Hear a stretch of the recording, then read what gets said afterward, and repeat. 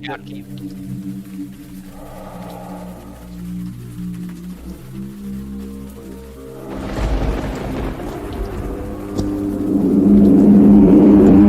Grogtalk describes acts of extreme violence in graphic detail and may include discussions about demonology and the occult, topics that caused widespread panic during the 1980s. This content may not be suitable for children under the age of 50. Viewer and listener discretion is advised.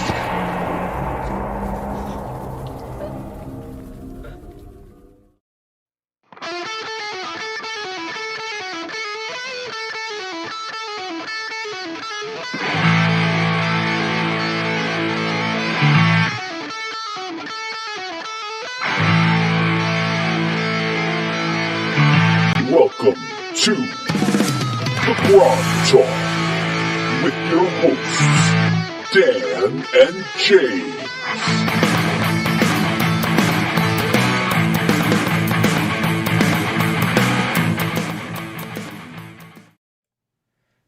And hello, good morning, good afternoon, good evening. Welcome to Grogtalk. I'm James.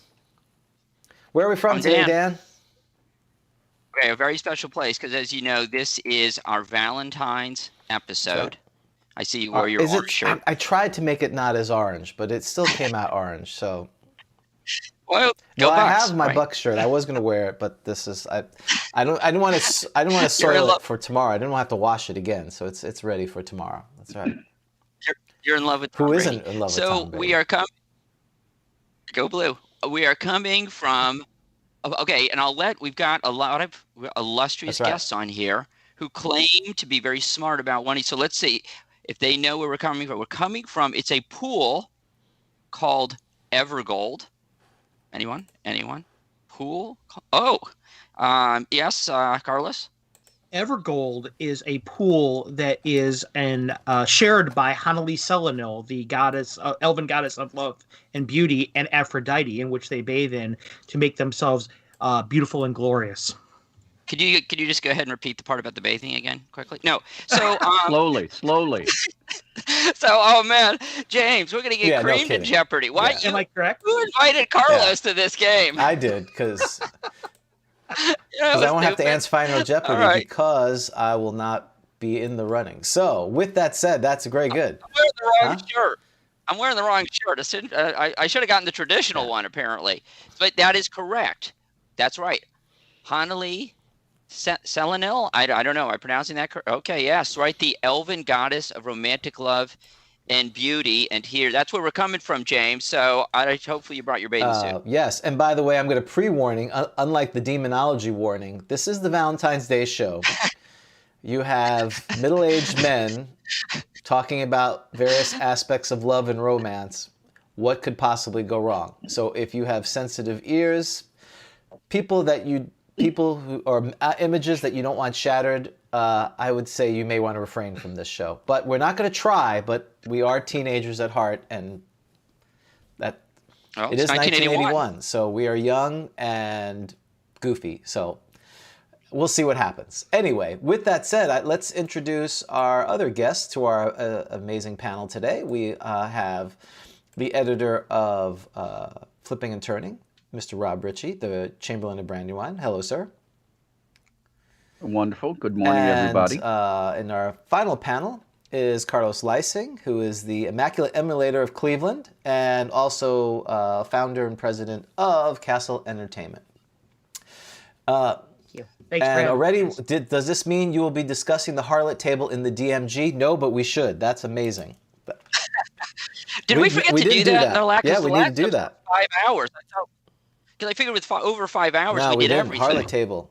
That's good. Well, never mind. I'm not going to make the comment I wanted to make. So we've got a packed show, and the reason we have Rob and Carlos on is we are very fortunate that Rob is going to host the first ever in the world of the internets, a D&D Jeopardy. So he is Grogtalk Jeopardy. Specifically. Specifically to Grogtalk. So Yes, we're not affiliated.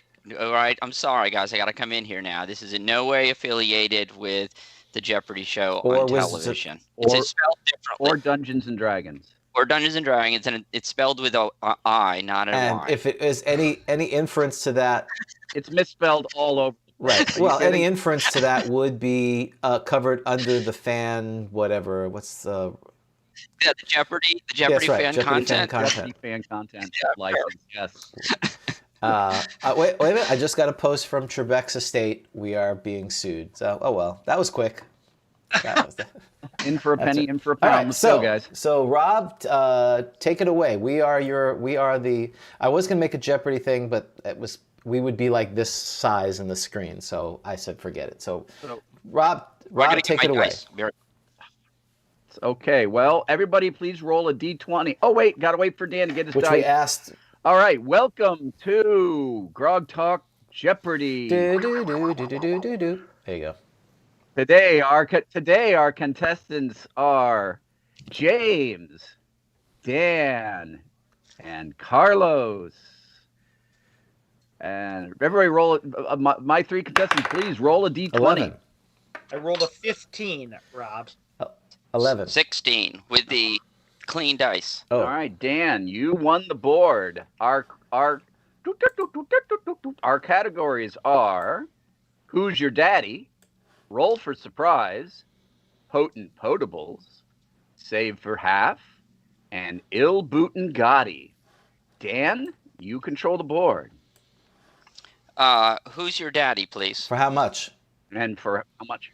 What were the numbers again? I was trying to write down the categories. Hey, why don't you share your screen of the categories, Rob, so we can show them on the thing. That would be, I could do that. Give me a moment. Sorry, everybody in the world. There's 10 people on. They're looking forward to this.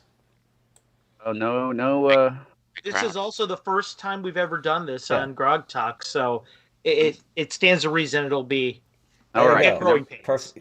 They're going to in a few seconds. Yep. Perfect.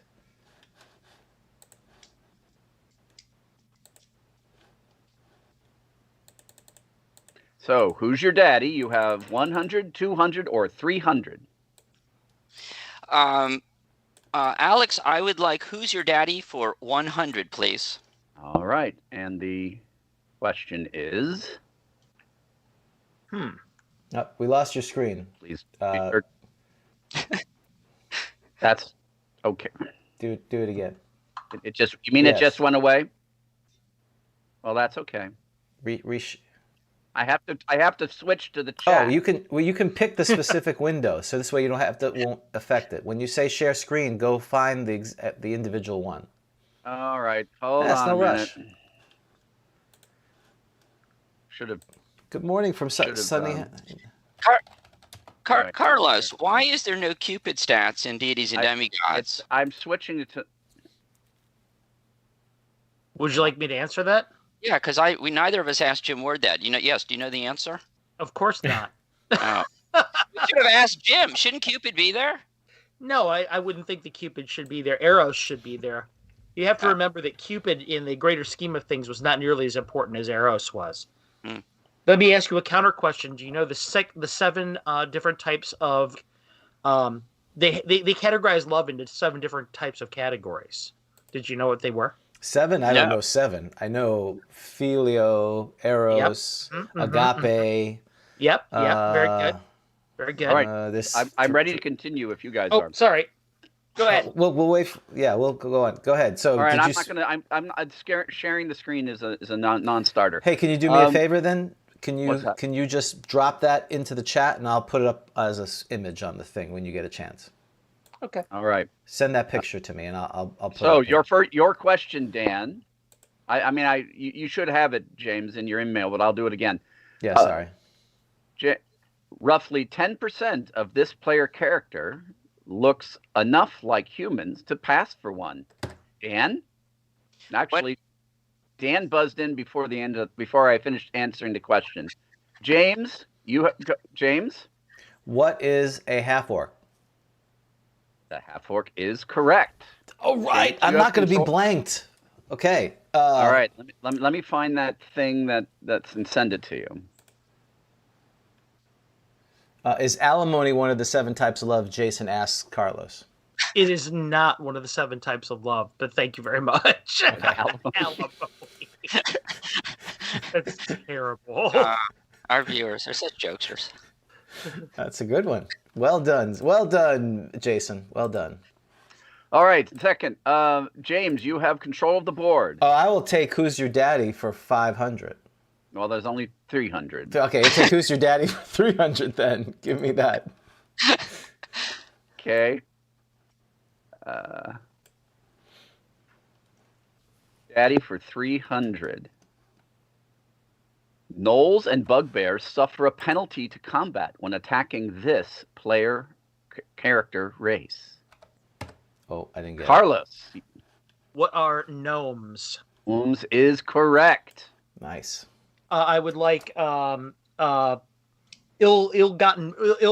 goody for 100, Rob. Ill-botten goody for 100. Okay. James, I'm surprised you didn't know that one. I came in late. That's why. This wand is a strange and unpredictable device which will generate any number of strange effects randomly each time it is used. That is James. What is a Wand of Wonder? Wand of Wonder is correct. Okay. I'll take Save for Half for 300, Rob, Alex. Save for half for 300? Oh, yeah. We're going right to the bottom.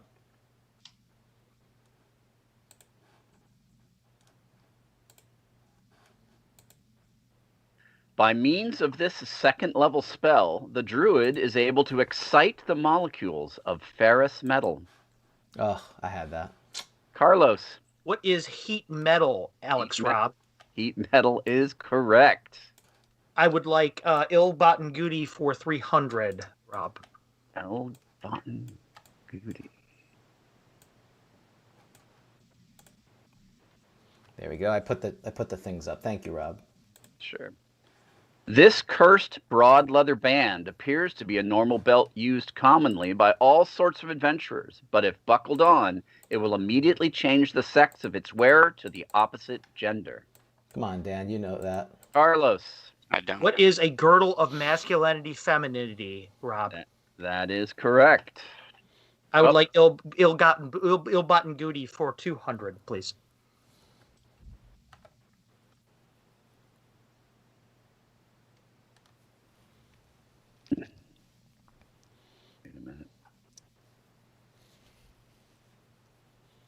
See, the problem with Carlos, he takes this too seriously, whereas us, we're like, meh, I don't remember.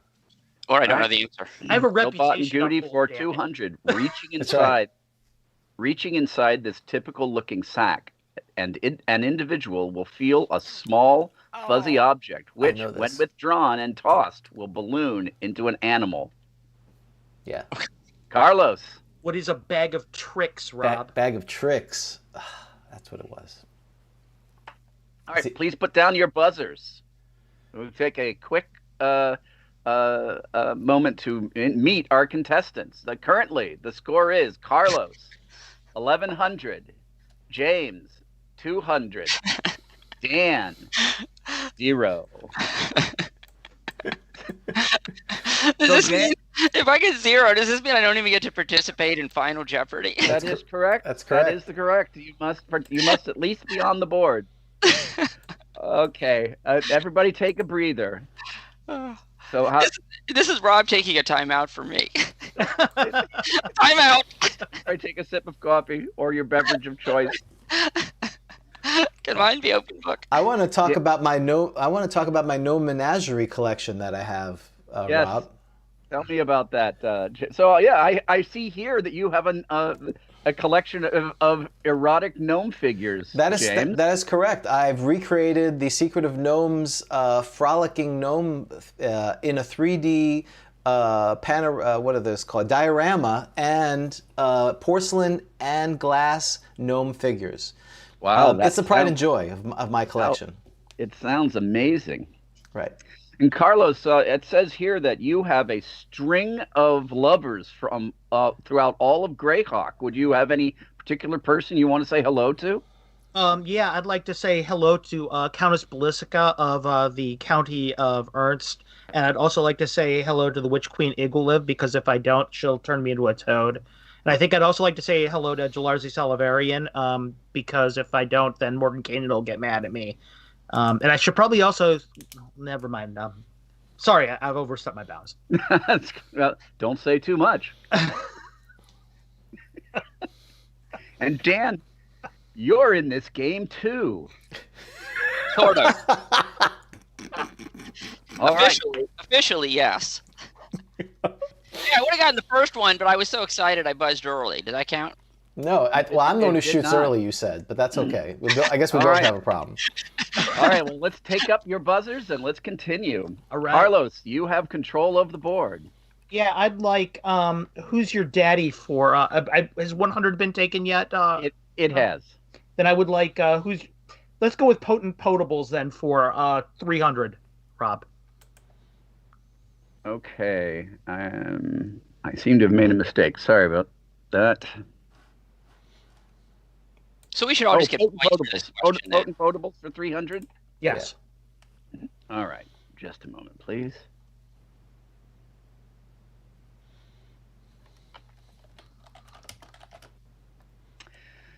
An individual possessing this potion can quaff single gulps equal to 1/8 of the contents of the container to bestow its effects for 3 to 6 turns. Dan. I'm just going to guess. Oh, wait a minute. Wait, look at the thing again. Is it? Yeah. Did he go first? Oh, yeah, okay. Sorry about that. Sorry. Wait, but I saw mine first, too. I'm objecting. What's going on here? I saw mine first, too. How did he do that? I see Grogtalk first. Sorry, guys. Clearly came up first. Guys, I saw Dan's first. Dan? Go ahead. Wow. I'm going to get it wrong anyway.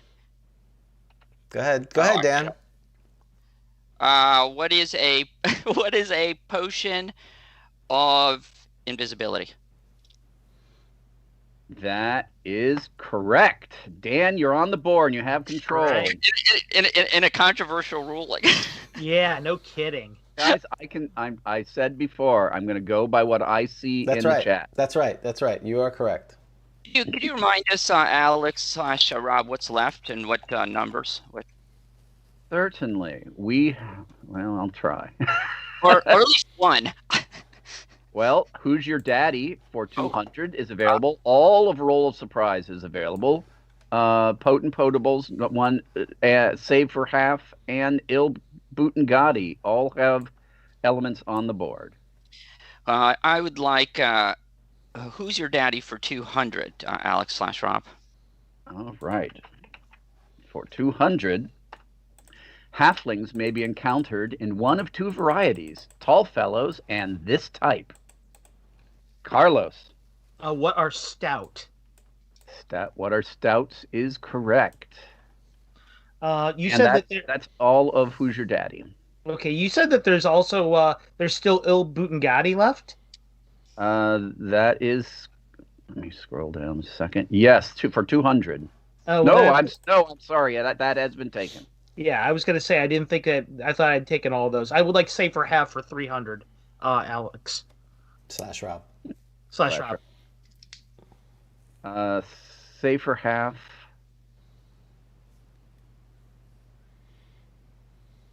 This is a finely tuned, 300 has already been taken.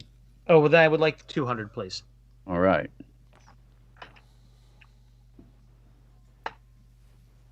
Any creature that touches an area enchanted by this 3rd level cleric spell without first speaking its name will be subject to the magic it stores. I see James. What is a glyph of warding? A glyph of warding is correct. Let me mark your. I gotta get more points than Dan. If I don't, I have no hope. I saw mine first, but all right, I'm gonna let it go. All right, James, you have the board. Let's see. I think you said roll for surprise. The highest amount that's left on roll for surprise. Roll for surprise is 300. Oh, yes, that's what I want. Where's the Daily Double? Alex/Rob. These vaguely human blobs inhabit the 9 hells, where they are tormented by devils. You're James. just a half second ahead of me. What is... James sleeps with gnomes. No, what is lemurs? Lemurs. Lemurs He didn't pronounce it right. Lemurs is correct. Roll for... There are two. Go ahead, There are I'm two sorry. more in this category. He calls it a gibbering mouther too. That doesn't count. I'm from New York. Everything counts. I'll take it for 200 then. Roll for surprise, right? These small creatures can inflict only minor wounds with their beaks, but their touch might turn you to stone. Dan? What is Wait a second. He did that way before. Yeah, that was like... It's over. I said it. It's no replay. I got the answer. I already said it. What is a cockatrice? That is correct. and that gives and Dan, that gives you control of the board. What? It's home cooking, Carlos. You're on. It's a road game, baby. It's a road game. Oh my God. Still available on the back. There's still How available. greedy can you be, Carlos? That's brutal. That's You're brutal. greedy, man. Is this the way you played hockey? You just like crushed the team, even if they're down like 20-0. You're just like shooting it in the net. No, but I do realize I just remembered that you're a University of Michigan fan, and that makes total sense now. That's right. Anyway, Oh, because wow. that's how you guys played when we were up ugly. at Yost. When we were up at Yost Ice Arena, it's just how you guys played. Oh, the children of Yost. You Oh, heard- so you played in Yost Arena? Yes, I did. I invoked Yost Ice Arena right in front of you. Wow. So I the did that. the children of Yost, right? They're very So that place is You guys crazy. had the most foul-mouthed student section I've ever heard in my life. Oh, stop it. Okay. All right. Dan, you control the board. Yes, Carlos. Shh. I control the board. Okay. What's left? So But he has no idea what's on the roll board. for surprise for 100, potent potables take for that. 100 and 200, or save for half. Roll for surprise. 100, Alex. Why don't you buzz in right now, Dan? Wow. I won the one before. Yeah, and I would like and coming in I would- before me. I would like to remind Dan that he needs to wait until I have completed reading the question before he buzzes in. These reclusive herbivores dwell in hilly country and have a devastating charge attack. Go ahead, Dan. I don't know. James, What is a ram? Giant ram. that is incorrect. Oh, what? How much did I lose for that? Hold on. Gotta find it. Where is it? James got something incorrect. Yeah. All right. Next is Dan. What is a giant goat named Go Delicious? A giant goat named Go Delicious is correct. Well, Dan, is against all odds, you still control the board. There are the only categories left are potent potables and save for half. What do we have on save for half? 100. Save for half for 100, Alex/Rob.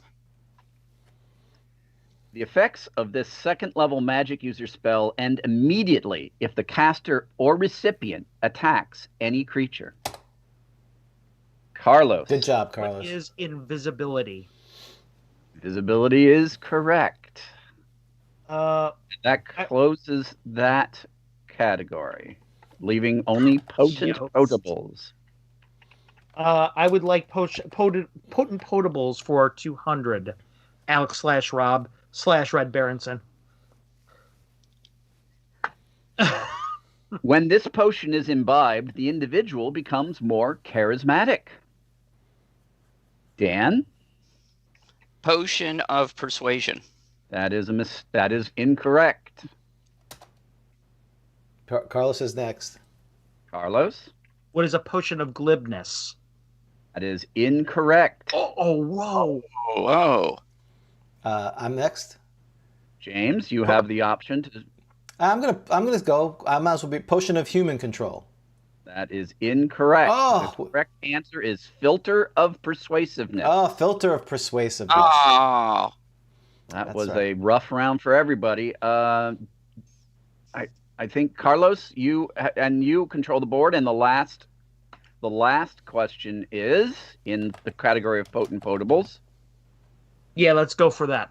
The entire contents of this potion must be consumed in order to restore 4 to 10 hit points of damage. Dan? What is a potion of extra healing? That is incorrect. Oh. Dan never knows his potions of healing. What is potion of healing? That is correct. Yeah. It seems like so much. 4 to 10. I thought it was like 8. That's why. It's 2d4 plus 2. Welcome to first edition. Wow. All right. So. You have played first edition before, right? Barely. Not much. Actually, not much. I talk a lot about it. You guys have finished the board, and the current scores are: Carlos is in the lead with 1,200. Nice. Bet it all, Carlos. Be a man. James has 500. All right. Dan, in a surprising upset, has 300. Now, so what we're going to do next is everybody have a piece of paper and a pencil, please, because we don't have any particular way to do this, and you're on the honor system. I only have a pen. Dan. I only have a pen. That's fine. You're the one that's cheating. I'm buzzing in first, and then somehow you do it on the chat because you're running this thing. You come in first. Wow. You were right, Carlos. Wow. Michigan. That's bitter. You're right. Yeah, Evil tendencies. It's real bad, isn't it, James? Yeah. I'm a good loser. So, apparently, what I'm going to do based is on Michigan's schedule, you are a good loser. So. Hey, number 4 in basketball will be number 3, my friend. Yeah. All right. So I'll tell you the name of the category. You write down how much you're willing to risk. Okay. Then I will reveal the answer. What did you say the scores were one more time? Carlos, you have 1,200. James has 500. Dan has 300. James, don't you think Carlos should bet it all like a man? He should. That's right. So the category is Planes of Existence. Oh, come on. Seriously? Now write down, hey, this is a Grogtalk episode, and you cannot have a Grogtalk episode without a discussion of the planes of existence. This is a fact. So has everybody written down how much they're willing to risk? Yes, I have written it down. Okay. Yeah, I've written it down. You know what? Let me write it down in pen, actually, Rob. Because you can't see the pencil on the screen, I don't think. I have the pen. Yeah. It's too light, I think. I have it written down. I'm ready. All right. I'm going to go from lowest to highest when the time comes. And the question is, this twisting vortex is caused by fluctuations of the inner planes and as such is only encountered on ethereal journeys. Do do do do do do do do do do do. I'm going to take this time to recommend that everybody please download Flipping and Turning from Drive-Thru RPG. What is that thing called? There are currently 330 downloads. I'd love to see 10 times that as many by this time next month. So tell your friends, tell your relatives, make accounts for your elderly relatives, and make them and download it very much. And that is all I have to say. Doot, doot, doot, doot, doot, doot, doot, boom, boom. All right, please put your pencils down. Oh. We begin with Dan. Dan, what is your answer? I said, what is the wind? That is incorrect. And how much did you bet 0, which left yours at 300. Moving on to James. James, what is your answer? You wrote, what is ether storm? Yeah, I have no idea what it was. That is incorrect. I bet all of it. You bet all of it. You're at 0. That's right. I beat James. And leaving you, Carlos. Carlos, what was your answer? What is an ether cyclone for 100? Ether cyclone is correct. Cyclone. I knew it was. Bet 100. And you are the Jeopardy Grogtalk Jeopardy winner. No thanks to you and your cheating ways, Dan. Wow. Wow. That's right. Your dirty Yoster Ice Arena Red Berenson taught by ways. He's a good winner. That's right. By the way, as an aside, I have one of my close friends actually is one of the Jeopardy that Contest of Champions thing that they had.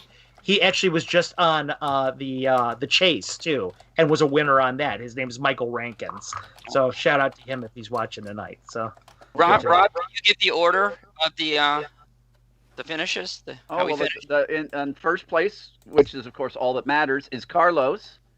No, I wouldn't say that's all that matters. In the second place, not the first loser. First loser, as we like to call him. First loser is James, and the second loser. No, I'm second. I'm second loser. He's first loser. No, he's saying you're the biggest loser. The biggest loser. Oh, the biggest loser. James, yes. With 0, and Dan had 300 points. So.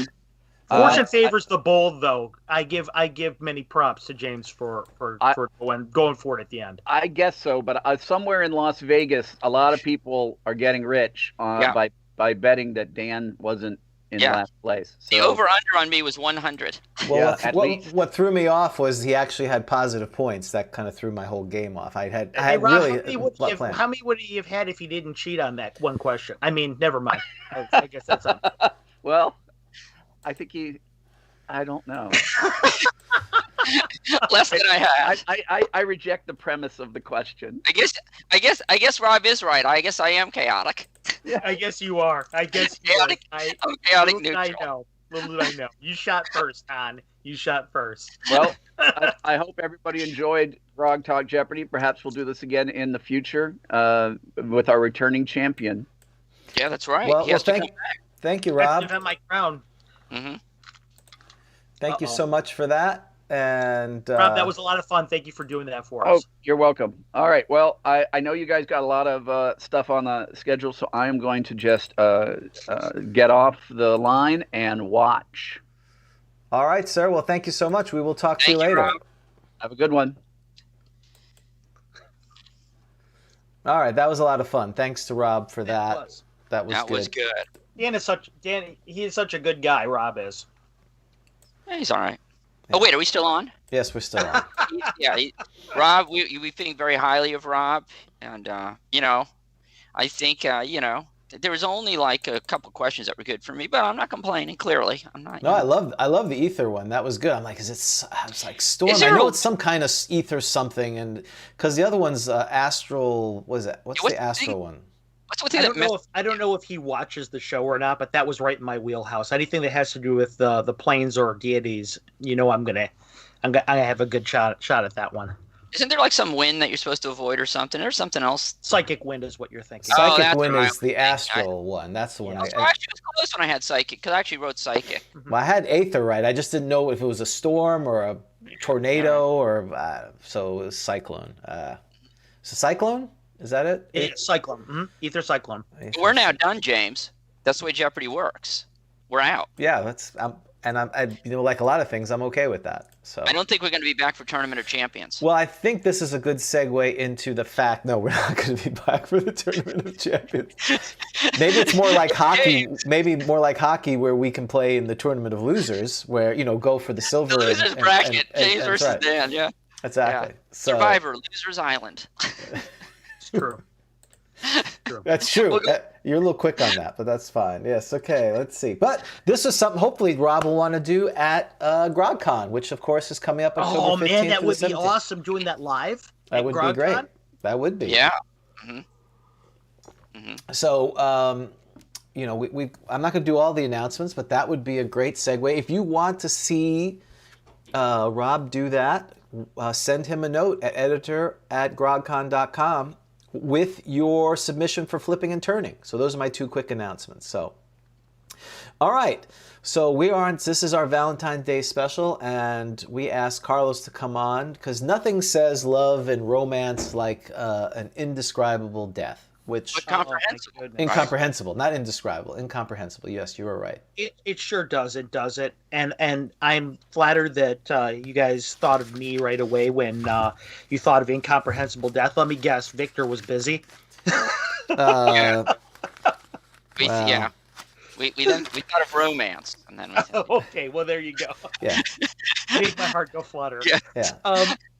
Well, gentlemen, then are you guys ready to begin our game? Well, first we need to decide what characters, because we've set up characters, and I've been given the option to figure out which character. So And what great two characters they were too. Thank you. They are and were. So I'm going to say 1 to 3. It's the first one, and 4 to 6 is the second one that I'm picking. Okay.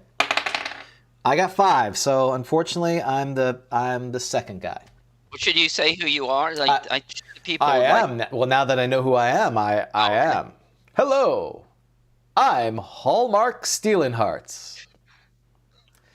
I am a paladin of Aphrodite. Have you read the character sheet? That's right. All right. You're saving yourself for Aphrodite. Of course. You're Who wouldn't? sensitive, and you like poetry and long walks on the beach. Yes. I'm very And confident, I but I'm worked on sensitive. this. I'm going to talk about this. I put effort Hallmark, into could this. you tell the fans out there a little bit about your background, about how your real chosen profession? Well, I kind of stumbled into this after attempting to, because of my deep appreciation of all things aesthetic. I wanted to go into the grand arts of singing and dancing. All I want to do is sing and sing, but the DM said, no, you can't be a bard. Fortunately, my skills and attributes are so amazing. Not that I'm bragging. I thought that you guys were going to get me fired when I read this character sheet, because when I first read it at work, I was at work and I started laughing. I couldn't stop laughing when I read that. And we were right in the middle of a meeting and I could not stop laughing. We all have our skill sets. Trivia's not mine, but I can do characters. Yes, and don't forget, James, you have a longsword named Heartbreaker. I do. And a warhorse, white and tan, named Nougat. Nougat. Took me honestly like 5 minutes. I couldn't even Google it close enough with the spelling to find it. I had to type in Snickers. Yeah, nougat. Who knows how to spell nougat? That is one that is. Don't look at me like that, Carlos. Come on, Carlos. First of all, no one knows how to spell nougat. I don't even know what nougat. I don't even know what I'm getting tired of this Carlos guy and his I've eaten nougat. college stuff. I've eaten nougat, but I have no idea what it comprises. Nougat? You can't spell nougat. No, I would have spelled it NOO gat. Nougat. Right. Your poor horse. And I am Rosie, Fool for Love. I'm a 4th level cleric. I have a mace +1, +3 against humans and demi-humans with a charisma of less than 10. I am chaotic good, though the only alignment language I speak, strangely, is chaotic neutral. Oh, and James, don't forget, what color is your cloak? What color is my cloak? It's pink, of course. I'm very sensitive. I have no problem with a pink cloak. Yep, I'm a fool for love, but in the traditional and wholesome way. Right. And I have a potion of extra healing and a filter of love. Both our patron deities are Aphrodite. I am in search of love. I'm secretly in love. Oh, wait, James, don't listen for a second, okay? Yeah, that's right. I'm not listening. La, la, la. I'm secretly in love with Hallmark, but Hallmark is saving himself for Aphrodite. Right. I have a filial love for Rosie. I do not have an eros love for her. Though at some point, my agape and eros love, if that should ever come to be, is for my queen Aphrodite. Good luck with that. All right. Oh, can I pick my Agape, Pragma, Storge, Ludus, Philia, Eros, and... Did you say agape? And Philo. Philo. Yeah.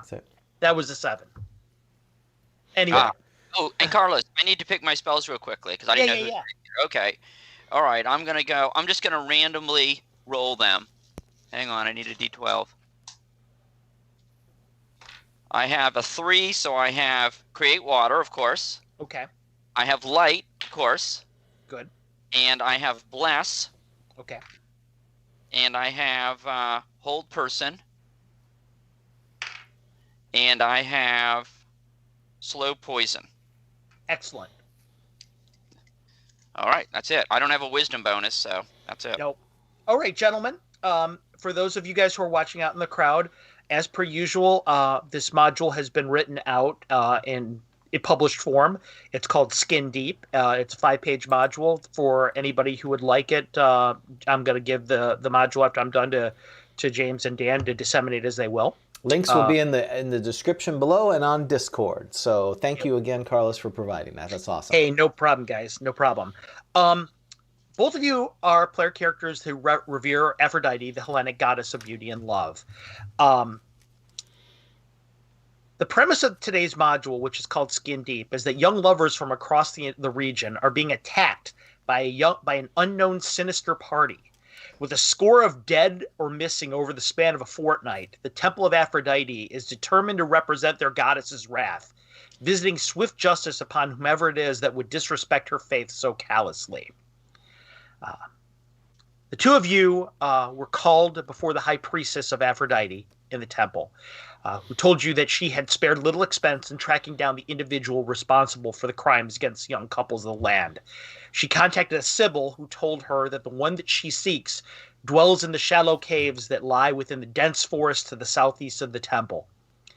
The Sibyl also warned the high priestess that the individual responsible is flawless and horrific at once, and she will not rest until she bathes in a sea of hot, fresh blood. Now, the faith of Aphrodite is not an overly martial one. But that said, the Hellenic goddess of beauty does count a few paladins among her reverence and martial types, most of whom spend their days guarding the meek within the temple. The high priestess has thusly been forced to marshal the two most potent of these individuals at her disposal, which are the two of you. And she is dispatching you to bring forth the horror that has visited the region to an end. All that she can tell you directly, that she mentioned to the both of you, was that whatever did this was immensely strong. It tore these people limb from limb. It left little more than just bloodied chunks of flesh on the ground. However, what was very interesting about the murders of these folk is that only half of the couples were killed. In every case, the woman was killed and the man was just vanished. So you may do with that as you will, your information. Soon enough, you guys were on your cart. The two of you, Nougat pulling the cart through the woods. There's a path through the woods, with of course Hallmark driving the cart. It was a humming and singing to himself, to keep you guys keep you guys Hi company. ho, hi ho. Shh. It's dangerous. Quiet. What's wrong with you? What a beautiful day, Rosie. You don't sound like you're very much in love with him. In any case, Yeah, look, that's what love sounds like in Dan's house. No, exactly. That's not normal. That's not normal. Soon enough, your path took you through the woods. You followed the map that was given to you by the high priestess of where the Sibyl told you that this villain was lairing, which is in a shallow cave that is at the back of the forest. And you found yourself in front of the shallow cave. I'm going to share my screen so that you guys can see exactly what I'm talking about. All right, yep. Share that, and I will get share screen. Get that ready. Absolutely.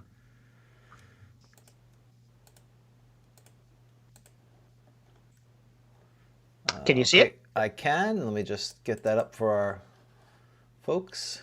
Okay.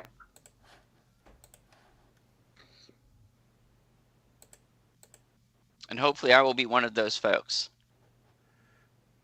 You will be one of those folks. I'm going to...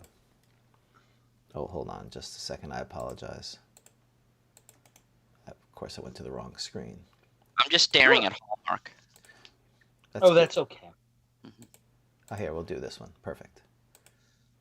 Now you sound much more like you're in love with him. That's right. Well, yeah, but I don't want him to know. Remember, it's secret. Of course, I understand it. Yeah. Love is silly like that from time to time. All right. You find the cavern leading deeper into this area. It's a slender passage, probably about maybe 10 foot wide. The walls are irregular, misshapen. The ground is dirt. The corridor is probably about 15 feet high, kind of vaulted in irregular levels. Spider webs, cobwebs everywhere at the top of it.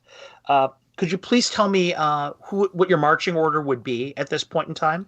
Obviously, for those of you who are watching at home right now, the blue icon is James's character, and the pink icon would be Dan's character, Rosie. Well, Rosie, my truest friend and love in the most platonic of measures, let me go forth with a song in my heart and joy effervescing from my soul, and see if we can fell this foul beast that desecrates one of the great loves that our goddess, who I most endear, confesses. I like this guy. And why do you have a seashell codpiece? But that's a different story. Hallmark, you're the lead of the group. How far will Rosie be following behind you? Stand close to me, Rosie. Okay. Rosie, you're standing. How close to him are you standing? I am going to be about maybe about 5 feet away, about 5 feet behind.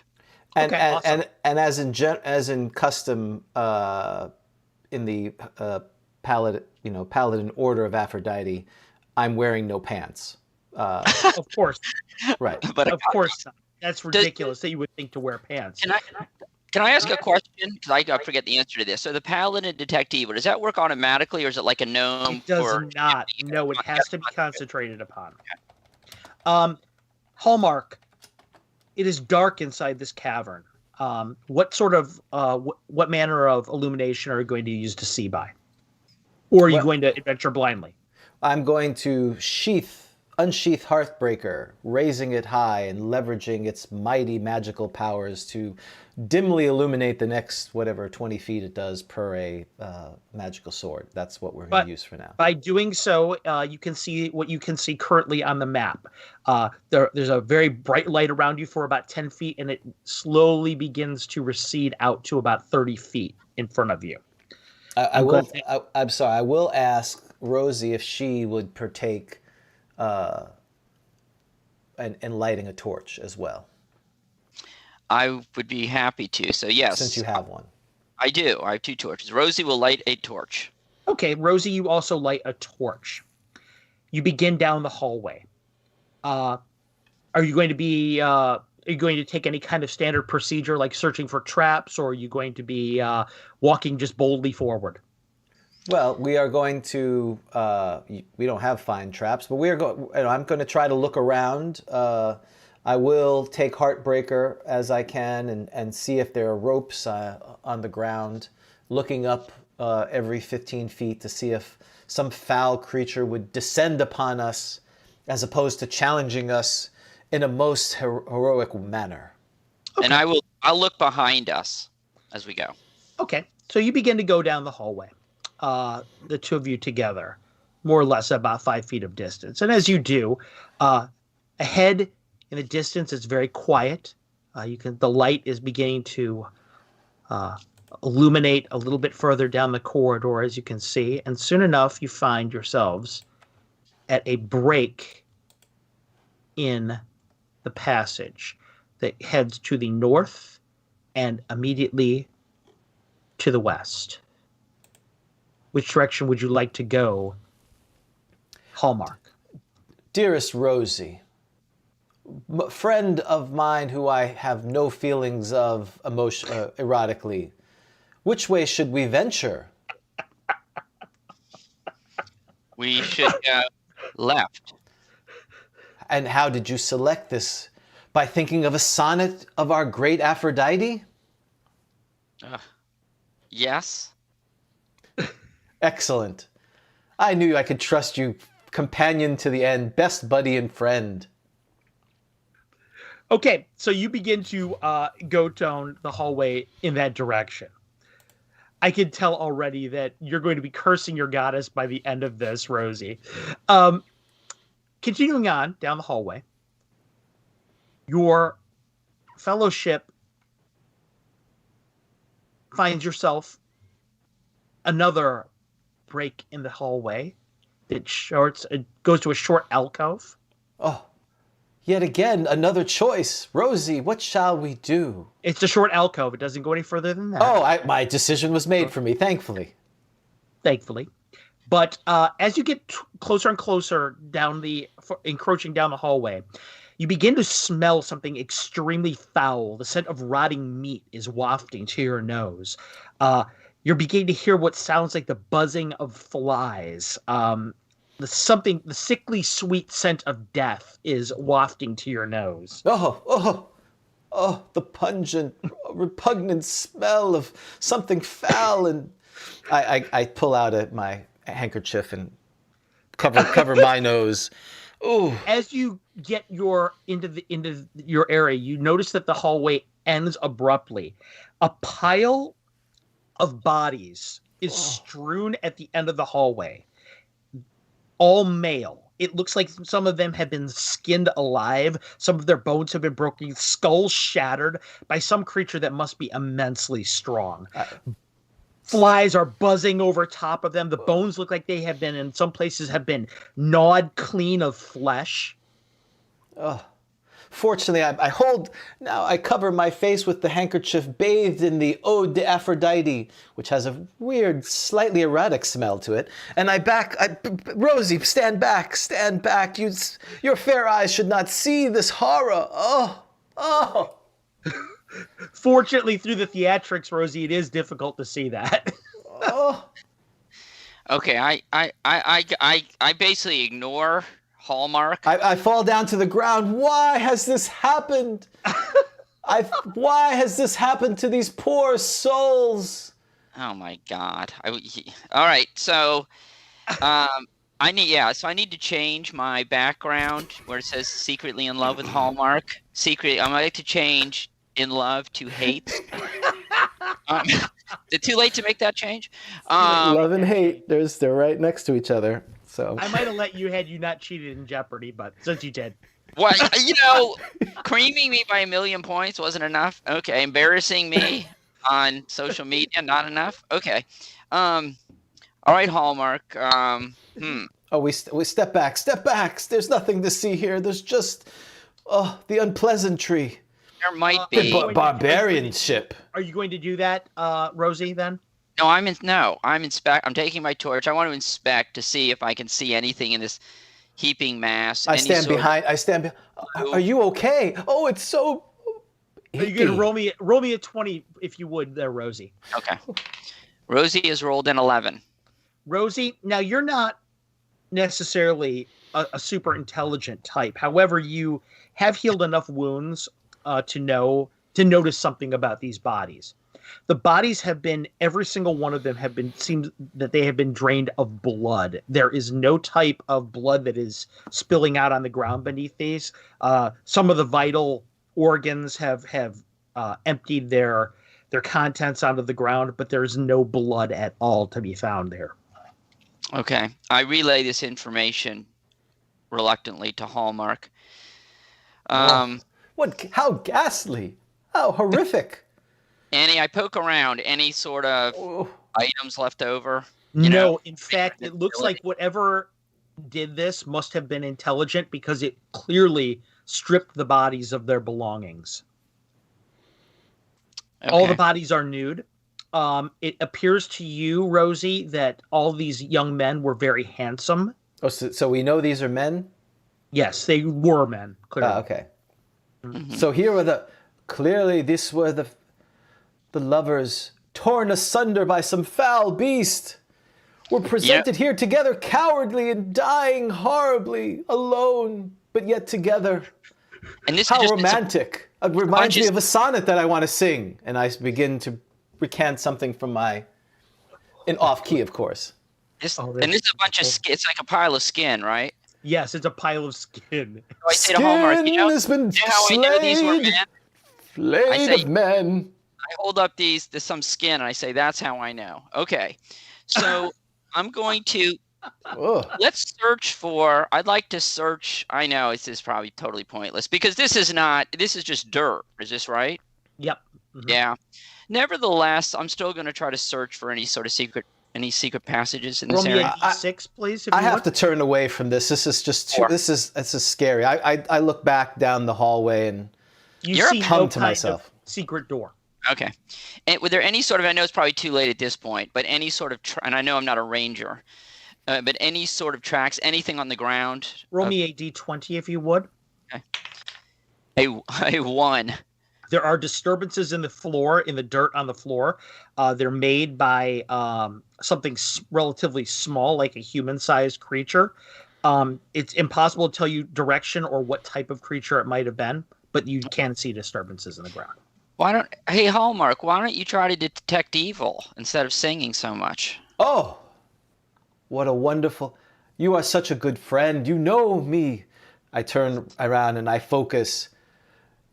Evil, I detect. Are you a loud evil. singer? I sense your presence. Evil. He's the Barry White of paladins. I love it. You do not sense any evil, whether it be from the pile of bodies or in the 60-foot radius around you. Okay. This area is currently clear. Except you do sense a growing sense of violence directed towards you from Rosie. Yeah, right. Exactly. Yeah, you're detecting evil. All right. Evil doings. All right. So I can't. Unfortunately, I don't see the map. What's our only choice now? Because we came to an end, right? It would be to go back. Is that right? You can't see the map? No, I can't. He sees. Okay. Oh, you can't. You're not. His internet. So yes, there's the alcove. We have to go back to the first fork. Yeah, you have to go back to the fork, essentially. Okay. Which you do. Right. And I will take you back to the fork in the road. Okay. And so we're going right now, right? Because we went left. Yes, that is correct. Okay. And I will take you back to the fork in the road where you were. Okay. So my fair lady, which way should we go back to where we came from? My fair lady. No. Another musical reference. We're going to go to the right, the other way. Where? That is correct. You would be bending up north now down that hallway. And as you begin to go down this hallway, that scent that you smelled of death, it is encroaching ever closer. It smells quite foul. Something like you haven't smelled ever in your lives before. Now the hallway turns to the north and it continues on to the east. Which direction would you like to go in? Which way should we go, my dear lady? I say east. East. Luck be a lady with us. That reminds me of a song that I have sung back in Paladin Camp. It was great times there. Did I get was silence 15-foot radius one of my spells? No, no, you did hold person. Oh, you can just hold. You can just hold me. That's about it. Do we see any tracks again? I'd like to look on the ground. Yes, actually, roll me another D20 if you would, please. A 1. I don't know if that's good or bad. No, that is very good. The tracks are predominantly go to the north rather than to the east. Hallmark. What do you say? I relay this information to Hallmark. I wonder if maybe going to the east we can find a way to surprise this foul creature. What do you think? I think surprise is one way of looking at it, or we could talk to them and explain their error in their ways and speak to them and find passages of love and compassion. But it is as you wish, dear, sweet, platonically loved Rosie. One day I hope you have the passion I have for our great lady Aphrodite. I sniffed the napkin. Way longer than I should.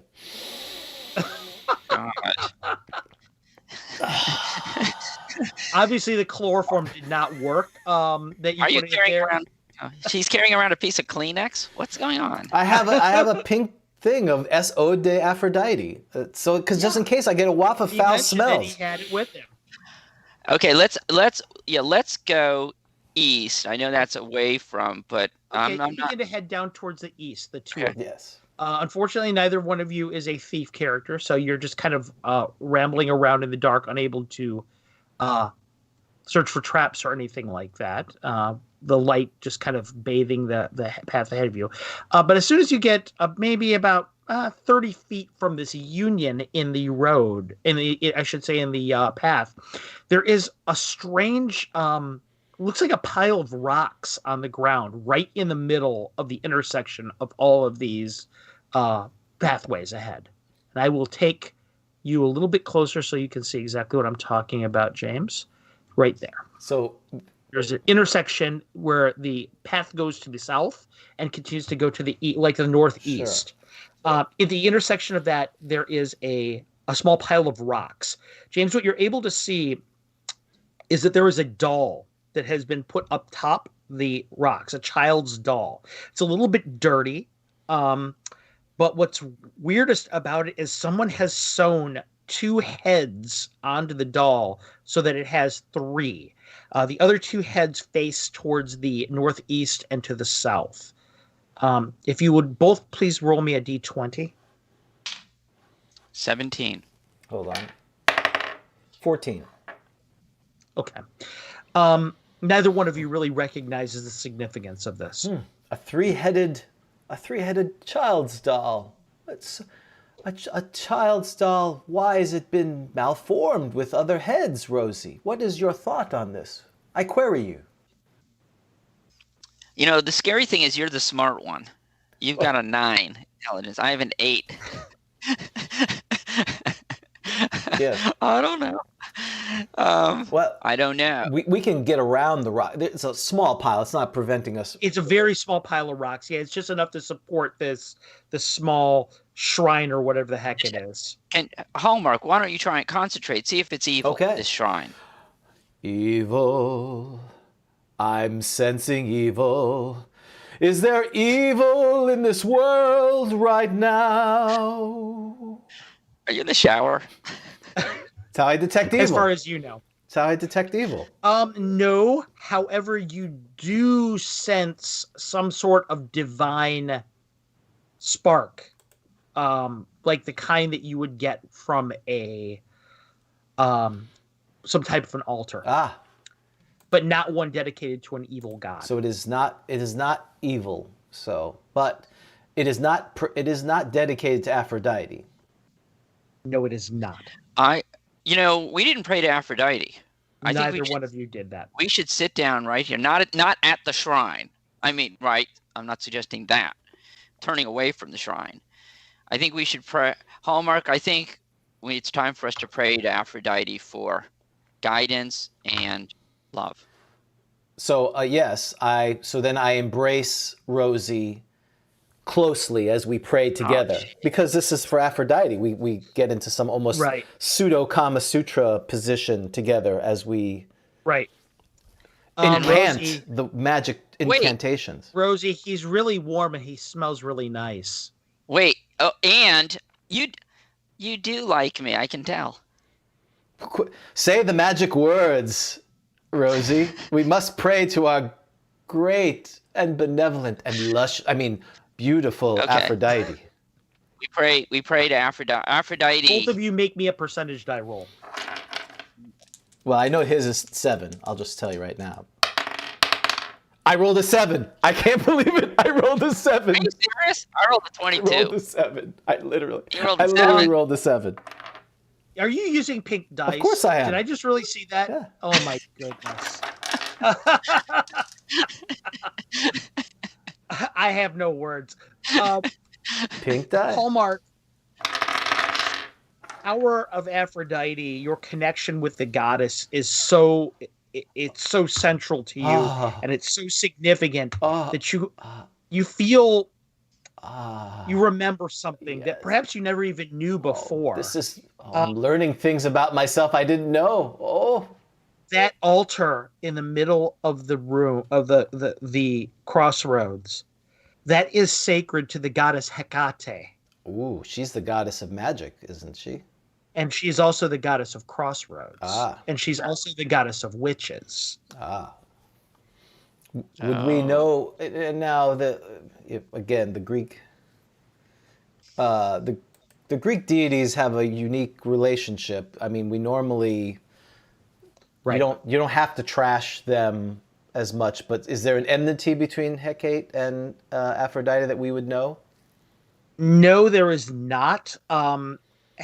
Really, her relationship is mostly with Hades. Hades is kind of like her boss more than anything. She's an oracle and a sage. But no, she really. Most people are too scared of her to worship her, to be quite frank. But she's really not an evil god per se. Many people mischaracterize Hades as being evil. He's not. He's just a god of the underworld, for example. Okay, so I relay this divination to Rosie. Aphrodite has blessed me with this knowledge. It poured over me like an unguent perfume. You know, now that you're thinking about it, though, Hallmark, you did think about the relationship between gods. Hecate is kind of subordinate to Hades. Now, Hades, his wife is Persephone. Persephone, now her and Aphrodite don't get along at all because of a young man named Adonis that you may remember. Yes. It is. So there is that relationship, but it's kind of really tangential. Well, this is a symbol as I convey all this information to Rosie. So Hallmark, we need to talk strategy. Let's talk. What are our assets? You know, we do both have 18 charisma. Parlay may not be out of the question. Have you seen the skin? Maybe our only chance. Also, I have a filter of love, but we'd have to get this creature to drink it. Ah. You would. Love is the way. So maybe we. All right. Okay. Any thoughts? Well, this is a warning to us. This is a marker of decision. The decision point is before us. One way leads us to hopefully salvation, the other to destruction. We do not know. The mind is unclear, but our path is forward. Our path is forward. Let us go. Come, Rosie. Okay. What could be? We have each other. We have the power of Aphrodite. Let's move forward. We go northeast. You begin to go northeast. The two. We obviously don't touch the shrine. We are sufficiently reverent, but not so much that our deity would be offended, if that makes any sense. Yes. And it is also clear to you your path is not forward because about 30 feet further down the hallway ends abruptly. Oh, I'm slightly crestfallen when that happens. I'm like, oh, I was so confident this was the way. And Rosie, since you're holding a torch and you're looking to the south, you do see that the hallway continues to go to the south. So I walk into the wall. No, you still got heartbreak. Oh, okay. So you can see. That's right. All right, so I reposition. As great as that would be. I reposition in front. All right. Okay. And you will try the south direction. That's right. And unfortunately, the south direction also ends in a dead end. Well, it looks like it looks to you, now that you have seen these things and you know about the shrine, it looks to you that these caves were actually created by some creature that is strong enough to dig through the stone to make a crossroads for this shrine. I see. And this may have significance. This is where more of the victims will be placed here at some point. It is hard to say. Possibly. It's unlikely that there are secret things because these have been hewn from the rock. Is that a fair? That is also correct. Fair statement. Okay. Well, our path is clear. We must dream the impossible dream. and go forward. Okay, all right. Well, wait, Hallmark. Okay. Yes. I wonder if, okay, what about the light issue? I mean, number one, you're singing. You need to stop that. Number two, the light. The light. Hallmark, don't you think we should maybe have some element of surprise here? Or, I mean. By the way, I think Hallmark probably had the same look on his face that James did when you said that sudden, I'm not stopping singing. Is Aphrodite like trying to kill me? Is that what? Is this a setup? Does love not sing? I'm actually a little. I'm confused, Rosie. Why are you vexed so much? Yes, there is death, there is destruction, but love conquers all. Love in all Rosie, its forms. It occurs to you that it could be that maybe what this is Aphrodite is getting back at you because you love Hallmark and he loves Aphrodite, and maybe she's actually is trying to kill you. Oh my gosh. Maybe she is trying to kill you. You're right. There is no. What? You're like the evil DM. You're like sewing. It's like, the player character didn't come up with that as his own, so I'm going to let him know. This is what you're stirring the pot. Well, we'll talk a little bit about Eris's role in Aphrodite here in a second. But yes, I did have hold person. Don't I have hold person? Was that one of my roles? You have hold person. You do. I look at Hallmark, and think about whole person. Okay. So, but I you had this one dream where you cast hold person on him and you began to disrobe, and never mind. Anyway, that was that. The shell. That would be not sensitive. So perhaps I say, Rosie, yes, I understand we are in dire things, but we've been through these things before. I hold her hands. We will make it through. Love. His hands are so soft. Love will find the way. No, it will not. Your faith in love is misplaced. So let's roll me a percentage dice right now. Both of us, or just him? Carlos is basically like just the guy that said your faith in love is misplaced. I'm in big trouble. See, this is what you do. I'm so angry at Hallmark. This is what he does. He gets me killed by Aphrodite.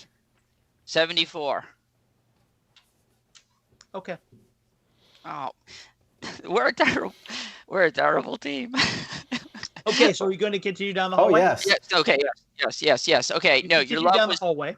Wait. Let's put out our torches. I'm going to put out my torch. You put out your torch. I am. I want to proceed. Let's proceed slowly with your hand and very quietly. Are you using Hallmark's sword's light, or are you going blind? Sheath it, Hallmark. How will we put that thing back in your pants? Love is blind, but we cannot see without light. Why do this strange thing? Because they're going to see us. Don't you think they know we're coming? They're going to know. I want to know that they're coming. We have come. We face danger and challenges, so that we may smite the evil that rips lovers apart. Oh my God. Oh, I want you to remember, Dan, always remember that you created this character. I did. This is, yes. And there's challenges and complaints. I'm still going. Complain. We shall overcome. So are you going to let Hallmark continue to go down the hallway singing his heart out? Yeah, and actually, at that point, yes, I'm going to just stand back as he goes forward. Okay. I don't even know I'm going. Come forth, Hallmark. Come forth, evil demon, come forth, and face Hallmark, your as destiny. You're singing going forward, you hear something in the distance that sounds like a female giggling, and you hear what you think is a cow mooing in the distance. Continue. Oh yeah, we hear. Sweet Rosie, I hear bovine. Bovinic love, perhaps. Rosie, how far back are you going to be from Hallmark at this point? I'm going to be like 50 feet behind. 50 feet. Okay, so you're a significant distance behind. Yes, okay. And my torch is out. Okay, yep, and you're in the dark. Okay, yes, but I can see his light. Can I see like a sword in the distance? You can see the kind of the glimmers of it off the walls because he's beginning to turn down. The corridor winds, so Okay. you're losing line of sight of him. But okay, so then I'll move quick. And then once I lose sight, I move a little bit quicker as I can to try to always be within just sight of the light. Okay. Hallmark, what you see going forward is, I'm going to zoom out just a little bit here so you can see the total of the map here. Your light reflects over the open air, a great open area of cavern. The cavern rises to about maybe 30 feet in height. The scent of death is strong in here. Oh. You hear the buzzing of flies in the distance, directly ahead of you. You can hear my cat meowing in the background. No, you see the looks like glimmers of like a pool of water in the distance ahead of you. Kind of a shape just at the edge of seeing. Will you continue on further? No, I'm going to stand here and... Now is the time to feel the evil in this place. I detect evil ahead of me. You detect evil. About maybe 40 feet, 50 feet ahead of you, there is an extremely potent evil. However, also to the direct east of you, there is also a powerful evil source there as well. You hear a voice from ahead of you in the darkness, whispering to you, I can't quite see you. Come forward, singer. I am here. I am Hallmark to right the wrong. Because I'm singing. I have an audience now. I'm definitely singing. And I raise Heartbreaker. Come forth and face your destiny with Rosie by my side. I look back. Of course, she's not there. Rosie by my side. What type of name is Hallmark? It doesn't sound Hellenic. We came from a strange order of the Maulian pantheon. Our words are from the Maul. She's Forever 21. No, I don't know. I have no idea where Hallmark comes from. So next to the Walden books. Next to the Walden books. Hallmark. Your sword glows brightly. Bring it closer to your face so that I might see you. Oh, I presented, like almost like a like a light next slide. I'm posing now. Oh, if someone wants to see my beauty, I'm all about that. You are a most handsome creature. I pale. My beauty is nothing compared to the great Aphrodite, the lover of mine. Is that so? Yes. You see a figure starting to rise up out of this shimmering kind of water. Seems female in shape, probably about a little bit shorter than you, maybe about Rosie's height. Water is kind of dripping off of her. You can kind of see kind of little glimmers. It seems like this woman or whatever it is kind of rubbing around on her features as she's walking through the water wading towards you. Hallmark, you are so handsome. You glow like a star in the night. Ooh, I like that. Carlos, where am I at this point? You are, I'm going to zoom out just a little bit more, Rosie, so you can see yourself on the map. I can't. You'll have to tell me. Oh, yeah, you're about maybe 70 feet behind him with direct line of sight now to him. Because there's a light source directly on him, it's easy to see. It looks like he's spotlit in the middle of this cave. This voice that you hear echoing from ahead of you, it is in the Hellenic tongue. That's all you really know. It's female, definitely. And just to let you know what my plan is as I'm hearing this, I'd like to get close enough to cast a hold person spell on this creature. Okay. In the range, you're kind of getting close. You're kind of hanging out in the shadows behind him. Then, okay. As he creeps forward. Now, Hallmark, as you continue to creep forward, you do see, as I said, there's an evil to the east, if I recall what you said, right? Yes, yes. And that would be to the southeast of you. Okay. And again, you can hear that weird kind of bovine. bovine sound, something kind of sloshing in that corner of the of your hearing. As you come forward a little bit closer and closer, the figure is coming closer and closer to you. Yeah, I'm definitely moving forward. Come face us. Why do you kill what is pure in love? What transfixes you to such malevolent ways? Kill something? Who's killed something? Ah, lovers have been torn asunder everywhere. And this figure, as you come closer and closer, you realize that the pool in front of you, it's filled with this weird kind of metallic water, kind of shimmers in gold tones in front of you. Please roll me a 20-sider for both of you. I rolled a 12. 8. Rosie, you're obviously Hallmark is too worried about the figure ahead of you. This is clearly to you at least a representation of the Evergold. Whoa, what? Okay. Hallmark, you are close enough, and this figure comes out of the water. It is a beautiful woman. She has red hair. She's nude. The water. Oh, I turned my eyes. Now I have to. As she walks towards you, well, you got a glimpse of this before you turned your head.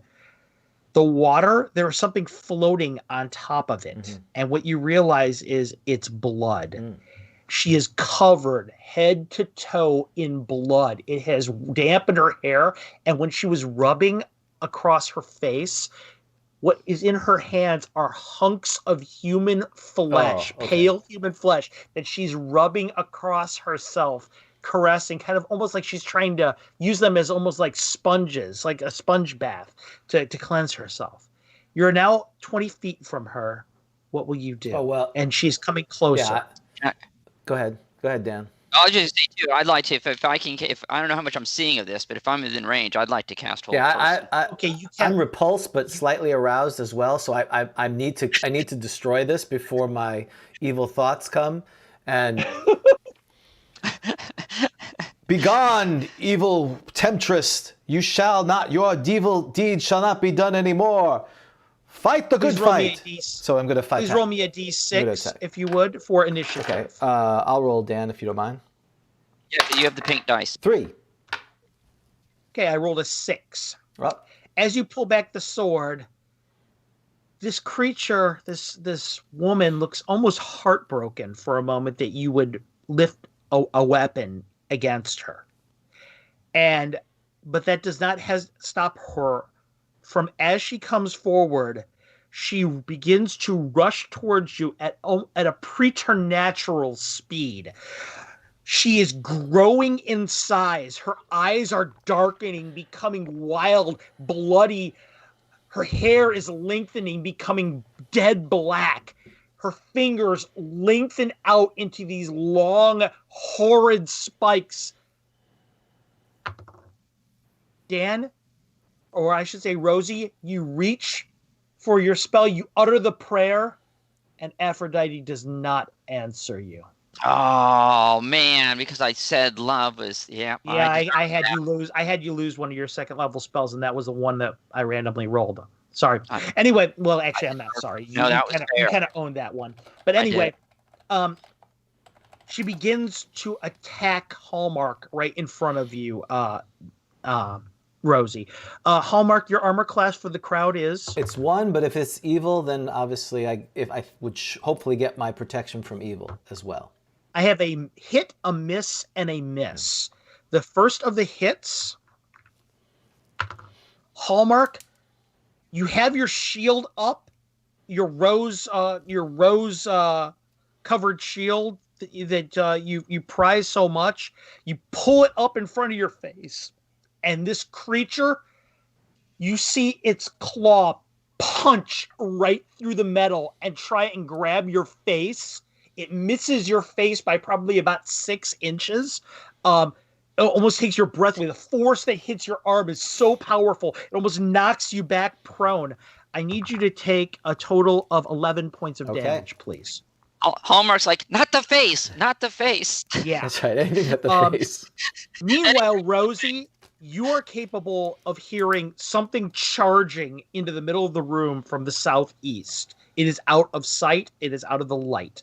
Please tell me what you will do, Hallmark. Well, obviously, I'm one of the strongest people I know, and yet this thing punched a hole through it.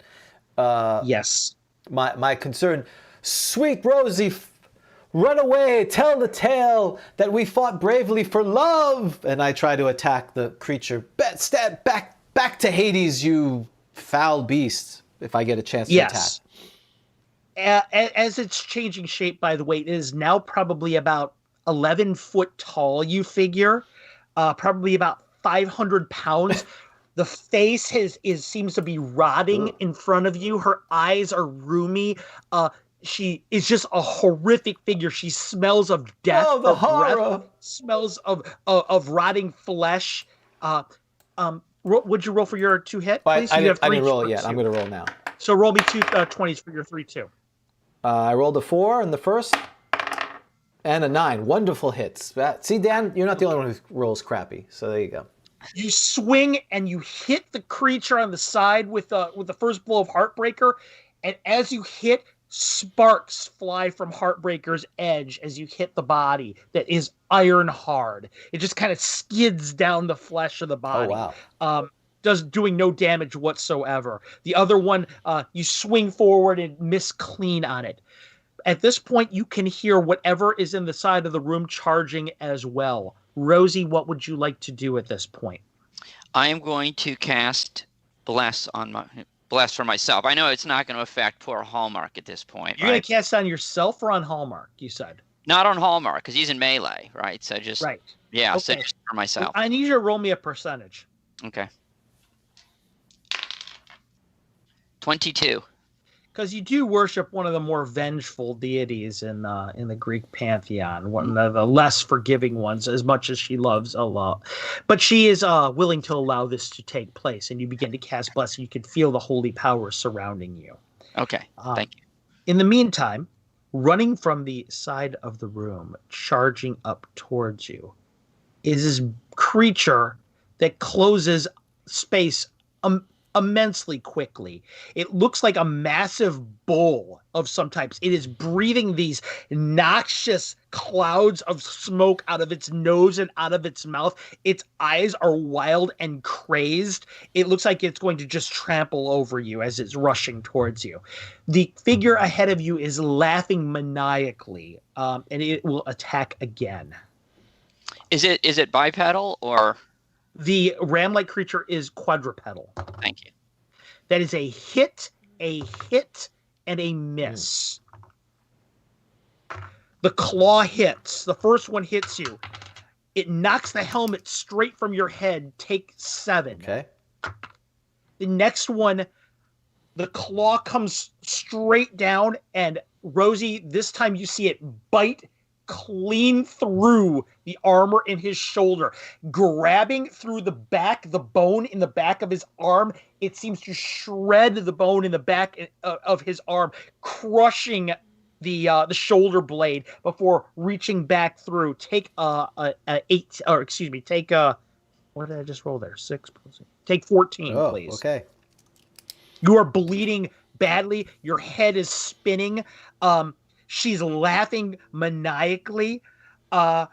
She says, you can hear her just laughing, saying, "Tell me I'm beautiful. Tell me I'm beautiful." And she's so if that's what she's saying, I fall to my knees and say, "I will do anything for love, but I won't do that. Oh no. I won't do that." Just as this bovine tramples over top of him. He's a prone target, so this is going to be ugly. I gotta tell you, though, I do appreciate that Hallmark is playing the long game here for Aphrodite. I gotta appreciate that, you know?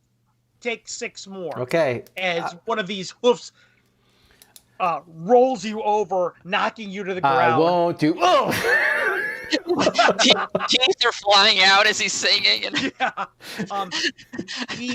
Rosie, in the distance, you can't forget your feelings for Hallmark. He's bloody. His face, his beautiful face, he's now missing teeth. His eye is blackened. His arm is ruined. He's bleeding so badly. Just this pool of blood underneath him. What will you do? Okay, what I'm going to do is, yes, it's true. It is swelling up in me now, right? He is growing on me, now, which is weird.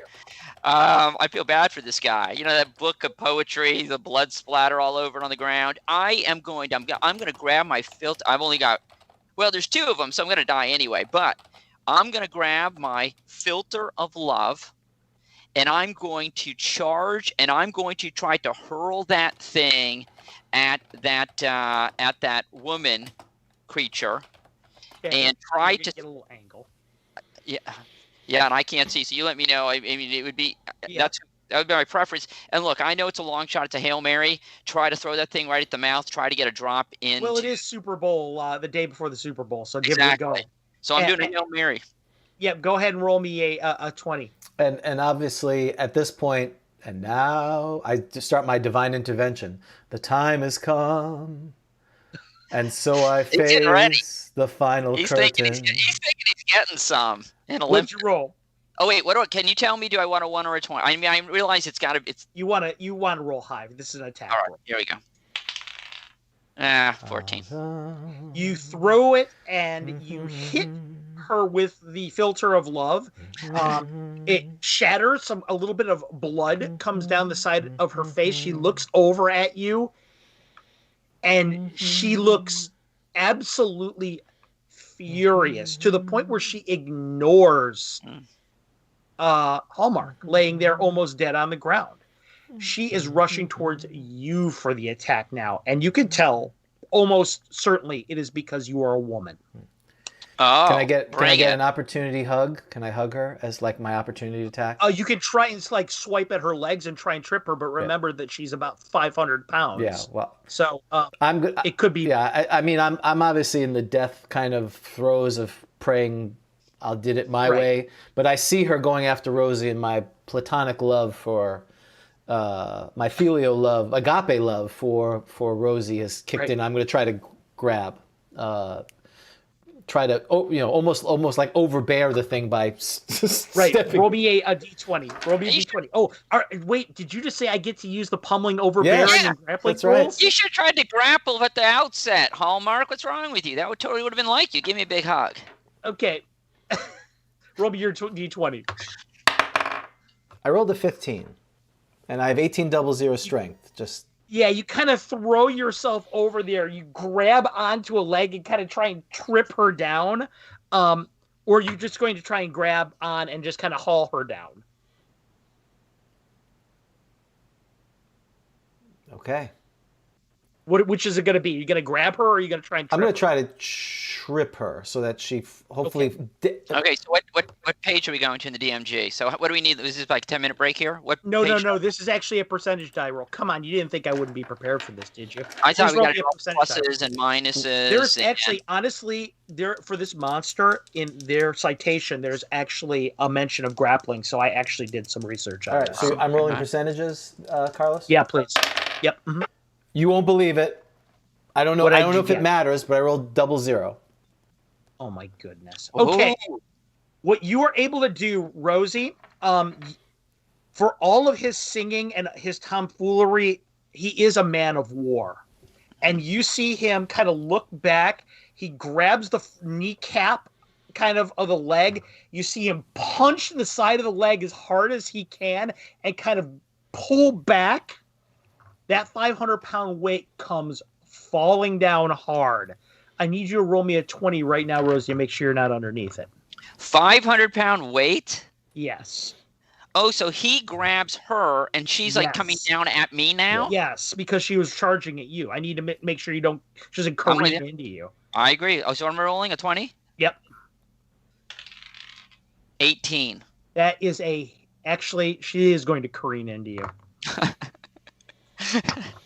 Rosie, She hits you like a 500 pounds of bricks, and you take 5 points of damage. Okay. She basically just kind of rolls atop you. Hallmark's grabbing her leg. You hear this horrible creature running back towards you from behind the bunch of you. You're all like kind of in a pile now on the ground, the bunch of you. Very, very Valentine's Day. Right. Wow. This thing is charging at you again, and it will try and it's going to bite Hallmark. And actually, no, I take that back. It breathes on Hallmark. I should have done 00 for my divine intervention. That's what I should have done. Yeah. Hallmark, I need you to roll me a 20. Sure. Please. I rolled a 15. The breath is so horrid. It actually makes you choke for a second, cough. You know what? You're close enough to Rosie. Please roll me a 20 as well. Okay. But you actually managed to continue to keep your wits about you. 16. My gosh, you both succeeded. Okay. The breath is so fetid and foul, but at the same time, you managed to keep your wits about you, both of you. It is now the new round. You're in this dog pile. She is going to try and finish off you, Hallmark. Yeah. So I implore Rosie, run, save yourself. Tell Aphrodite. Rosie, he says this. He knocks back one of her blows. He knocks back another one of them, and then you see her head lash forward and grab onto his neck. That's never good. Okay, I would like for my action. I know that. Hold on for just a second. I need you to take 8 more, please. So with that, Rosebud. Blood just starts fountaining down the sides of her mouth onto the ground. She turns over to you, Rosie, and she looks at you and she says, "You ruined it. He was coming towards me. He was going to say I was beautiful." He hated you. He thought you were the ugliest thing. And she shrieks like a mad woman when you say that. What are you going to do, Rosie? I know it's not going to work. I know. But I'm going to pull out my shell, my holy symbol, and try to turn her. I know she's not undead, but I'm taking out my seashell, and in the name of Aphrodite, who you rebuked earlier in this adventure, please roll me a d20. I'm trying to come on. Wow, yeah. Aphrodite is rough. That was me, not Rosie. I said that. Not Rosie. Roll me a d20. I rolled an 8. You say that, and the first claw hits you. The second one also hits you. Oh, and so does the. Oh, good. We get to do this. This will be fun. Wait, I haven't. Rosie, am I gonna have time to do my create water spell? Because I haven't used that one yet, and I don't like to leave spells on the table. I don't think you're gonna have time, but we'll. Okay. Let me figure this out. 24. Okay. 25, 26, 27, 29. Can you take 31? Yeah, when I'm hearing like 29 and carry the 1, it's not good. Can you take take 31? 31. I'm at negative 16. What's your death rule, Carlos? Here's what you got. I'm at negative 16. Is that Rosie? She grabs you with one arm, with one claw by one of your arms. The other one, she looks at your seashell. She kind of pulls you up in the air, looks you right in the air, and says, "All beauty must die." And that is the last thing you see as she rips your body literally in half, tossing 2 pieces of you skittering across the floor. Do I see for like a few seconds? Do I actually see like the other half of my body before I die? No, you do not. Now my understanding is, Carlos, you used the book that shall not be named rules, right? And now my understanding is that the death rules there is it's what, negative 100 hit points? Is that right? I think you're wrong. You add up all your attributes and multiply by 3, and that's how many negative hit points you have. Exactly. Gentlemen, the scenario has come to its conclusion. You have died. Oh, wait a second. Okay, Carlos, one final request. Of We course. need to know what happened to Hallmark and to Rosie. Could Hallmark do a reaction roll check? Because he thinks he's going to get busy with Aphrodite. I'm not sure Rosie's even getting to Olympus. Well, actually, your actions in this adventure have actually improved his chances to find favor with Aphrodite. So I would like Hallmark to roll me a D100. Oh, come on. This is your chance, I had Hallmark. the 0 ready. Can I roll another? Oh, you wasted. You shot your wad. Thanks. And early, apparently. Yeah, 46. Hallmark, when you arrive at Olympus with Rosie, the two of you, I made it. The two of you are there, and you're met at before the fields by Thanatos, who took you there, and he looks over at you and says, "You," and points at Hallmark and says, "You get to go in there." He goes, "Great news." He goes, "The mistress has deigned you worthy of watching her and her frolics at the pool of Evergold with her many lovers. You get to stand watch over there for all eternity and get to watch her frolic and play with her lovers." That's creepy. He smiles. He smiles gently. He looks over at Rosie and goes, "You come with me." Oh, boy. Yes, sir. And the last things you see I'm a voyeur now. Rosie, I'm Hallmark the voyeur. the last thing you see Hallmark of Rosie before she ends up in Tartarus for rebuking her goddess in such a way is that puppy dog's eyes as she's pulled away into the distance, and the slight scent of brimstone and burning hair. Wow. The end. Oh, well, thank you. Yes, so Hallmark is a voyeur for eternity. So, yes. Just so you guys know what the plot was here. Basically, there's no secret the faiths of... And it's so weird what we were talking about before this game. There's no secret the faiths of Hera and Aphrodite have no small rivalry between them. From Aphrodite's role in permitting Hera's son Hephaestus to be born misshapen to the great squabble which even drew normally clement Athena into the conflict over whose beauty was greatest that would eventually lead to the events of the Trojan War. The two regard each other with a cold fury, always seeking to undermine the other's goals whenever possible. Hera is also one of the most wrathful and spiteful of Olympian gods, despite the fact that she has a portfolio that you wouldn't think that about her. Well, she has decided the time was ripe for revenge against Aphrodite.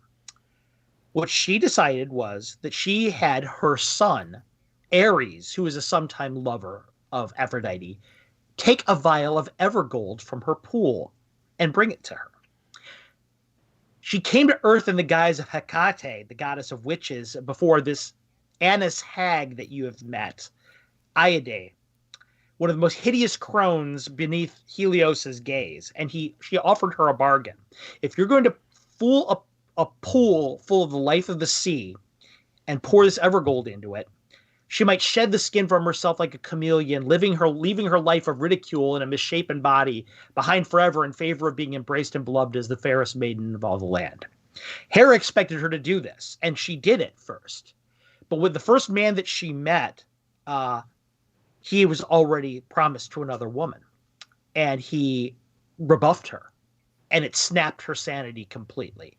She butchered him, and she has since then been bathing in these pool of blood within the Evergold, thinking that eventually it might work. Eventually, my beauty will come. I'll transform into this, as the goddess Hecate said, not even knowing it was never even Hecate. If you guys would have beaten this scenario, a lot could have happened, but you never did. So the crimes of this Anis hag are going to continue throughout the land unchecked for the until time can eventually heal the wounds of the people of this land.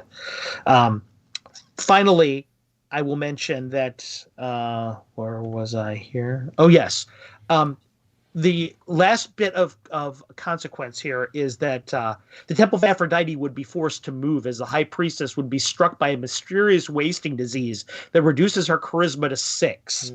The reason being because you guys failed, and Aphrodite is displeased by her role in everything. So not only did you guys fail to kill this Annis hag, you sequestered your high priestess to a life as a crone herself. Tough. The tough monsters game. that you faced were an Annis hag and a stench cow. That's right. You're nothing but a stench cow. Yep. So far between James, between the Jeopardy game and this, how are we doing today? Yeah, it's par for the course. It's a Grogtalk episode. Exactly.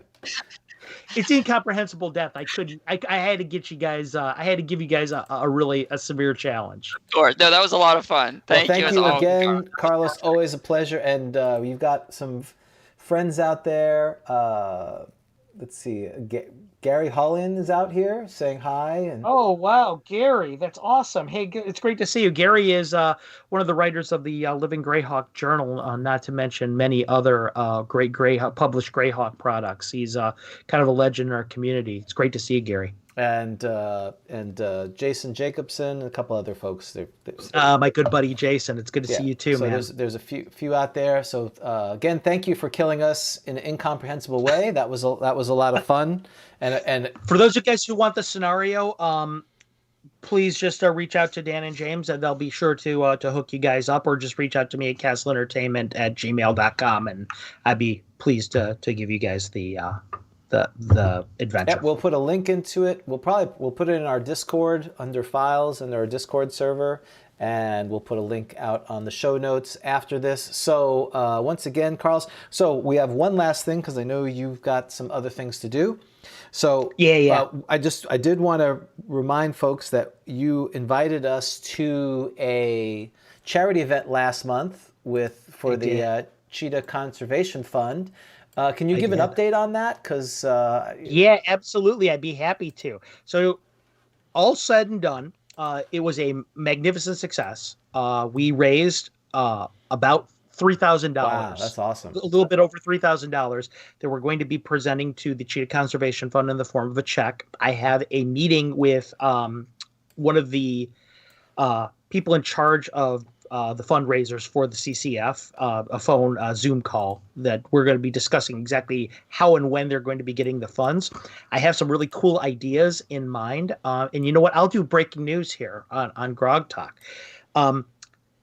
Every July and June, CCF, anything that is donated to them is doubled. Actually, so I may actually wait for the June or July to present them the check because their corporate sponsors will double it. That will allow Castle Entertainment, because there's a $6,000 threshold in it, to sponsor a specific cheetah. Oh, wow. And what I'm thinking is we're going to sponsor a specific cheetah and make it kind of the mascot. And I can send everybody that was involved in it, who contributed or played in a game, because the CCF sends you all this information about your cheetah that you've sponsored. I could send it to you guys as updates, and so you guys can see how the money actually benefited the life of this other creature. Awesome. Well, we're so glad to be part of it. And one of the things we were very fortunate, thanks to our patrons, is we did make a direct, not only did we play in the game, which was super fun, but we have purchased a couple of the modules, and we also have purchased 2 gift cards. And so since you're on, Carlos, why don't we give one of the gift cards away to one of our... Oh, that sounds great. One of our patrons. So we have the sack of giving stuff away. So this will be. I have to give a shout out to Amanda Rue, because whenever we do giveaways and stuff like that, she's the point person for that. So she was my merchandise Valkyrie is the one who really hooked you guys up. So we've got a $30 gift card that you can use on caslentertainment.com. You can buy the Tears That Forever Stain adventure, which is the one that was specifically developed for this charity event, and the proceeds of it will go to CCF still. Yes, there it is. If you're watching on YouTube, if not, I mean, it's just so cool, the style of that. Or you can get something else. It's $30. You can buy an ebook, and of course, you can also spend more money. That's always a good thing. So, with that said, I'm twisting. So just tell me stop when you're ready. Go ahead and stop. All right. So we have a green A green one. So what I need you to do is if you don't mind, please roll a 5, 6, 7, 8, 9, 10. A D12, please. D12. I've got it right with me, and I rolled a 12. You rolled a 12. All right. Yes, I did. So congratulations, our dear friend, Tom D'Angelo, who I play with. He is a patron, and he is the winner of this gift card. So I will send that to him. Awesome. Thank you so much for that. He's a lucky guy. Didn't he win another one recently? No, he hasn't won recently. No. Oh, okay. Tom D'Angelo, if you're watching, or if you subsequently watch this, awesome. Make sure you reach out to us. Well, I'm sorry. Amanda's already given us the gift cards. I'm going to send it to him directly. Oh. Yeah, we sent. Amanda's way ahead of me. Yeah, we purchased 2 modules for Dan and I since we were part of it, and we also purchased 2 $30 gift cards that we're going to give away as to support the CCF. So that was so kind of you. Well, because what was happening was like she'd send it to us, and then we would send it to other people. So like, why don't we just do a gift card so people can do it directly, save money that way? Yeah, that's perfect. That makes perfect sense. You know Tom. You may not know Tom. He was at GrogCon, played in that last game with me. Remember that Sunday afternoon game? That was him. He and you said I could select who would get the adventure, and I gave it to him because he had been talking to me before the game how much he wanted to get a copy. And okay. I do know Tom then. That's awesome. Yep. Okay, so he gets the gift card. Anything else for for folks? Again, Casl Entertainment, you're on Facebook. Any other ways people can reach out to you if they don't? Yeah, you guys can always reach out to me at caslentertainment.com, or you can reach out to me through the Grogs. I'll put you in touch with me. I do want to mention that we have just released our pre-orders for our newest module. It's a very exciting one because Jay Scott from Lord Gasumba's channel, Twitch channel. He is the co-author of it. Okay. It's the first time I've loosened the reins on Casl Entertainment material to let another to collaborate with somebody on this stuff. So it's really cool. And the pre-orders have been flying off the shelves. I'm excited to be able to say that. So if you guys are interested in that, please reach out, and it's on the website. It's called Horror in the Hools. I think you guys will like it a lot. It's got all those the cool Lord Gasumba variant rules that have made his game such a success over 40 years of gameplay. Awesome. Well, look for that on caslentertainment.com. Also Thanks go so out much. to Facebook. So again, Carlos, thank you for taking this morning. I know you worked and you've got lots of other things to do. We really appreciate it, and thanks for killing us again. That was awesome. Thanks so much, guys. You guys have a great day, and again, thank you so much for everything you do for Casl Entertainment and for that you've done for the CCF. I really appreciate it, and happy Valentine's Day to both of you guys. Happy Valentine's Day. All right. Happy Valentine's Day. Bye-bye. Bye, Carlos. All right. So that was a lot of fun. See? It's always, I always have so much fun being killed in Carlos's adventures, right? Being killed horribly. It's always memorable. It's a memorable thing. So. And your characters were outstanding, so it was so much fun to play. So No, I'm with Carlos. This is a teaching moment for me. Well, yours is going to be the most boring character. No, I'm just teasing. That was fun. Well, because we're going to die, right? So it's not like we're exactly. Well, I'm glad you picked, because if I was Rosie, there may have been something horribly said. There may have been HR. We may have had another HR incident. Yeah, a lot of inappropriate behavior. Right. So that would have been real crazy. So we've got the rest of the show. Shockingly, this is action packed, which is super cool. Now people can drop off because it's going to get. I don't know where you come from after show tunes at this point. So. Yeah, I mean, my favorite thing is how the fans wanted timestamps on our YouTube videos. Nothing says, can we skip over portions like a request for a timestamp? No worries. All right. Not everyone wants 5 hours. No, okay. I know. Well, the timestamps is a godsend because even I can't stand us that long. So, I get it. So we talked about GrogCon, October 15th through the 17th. 2021, we should have some more information in the next month or two. So, but save the date if you're available. That would be awesome. Where Carlos will be there, and Vic and Rob. We'll probably do Grogtalk Jeopardy. I think that was a lot of fun. And let's see what else. Other things. If you go to our Discord, Grogtalk server, which is in the show notes, people are playing D&D, AD&D by post. I think there's a game going on. There's Grognard's Guild Online. They're playing Fridays. If you want to DM, just go out to our Discord, put in game planning that you want to run a game. If you want to play first edition and you don't have access because the pandemic or people aren't playing it, we got a lot of folks who are doing that together. And again, thanks to Josh, our friend from Indiana, who initially set this up, but we've got some great folks working that. Patrons, again, if you want to support the channel, please go to patreon.com/grogtalk. $1 a month or higher, you get new bonuses and all kinds of things. So that helps us run the channel and keep things going. Thank you. Oh yes, thank you, Vale. That is it is not GrogCon 21 or 81 or 80. It is the convention we are hosting. I forgot we did. Thank you for reminding me of that. Rob put that on Discord, and that was pretty funny. So yeah, I need to change that on the Grognard's Guild online. That's right. It is the convention we are hosting. I'm not sure Craig Russell of Crucible is going to be thrilled with the name change, but hey, listen, That's right. Come to Crucible, featuring the convention we are hosting. Who's hosting? Don't worry about it. Right, asterisk, not Crucible, not us, not Crucible, somebody else. That's right. So, we had an iTunes review. That's always nice if you consume the podcast through iTunes. If you could do that. New Grog, which is funny. That's not funny, but he says No, that is funny though. New Grog is funny because it's like an oxymoron, right? Exactly. It's is that what it's called? The oxymoron, like jumbo shrimp. Yeah, you're right. Says fantastic. Keep up the good work.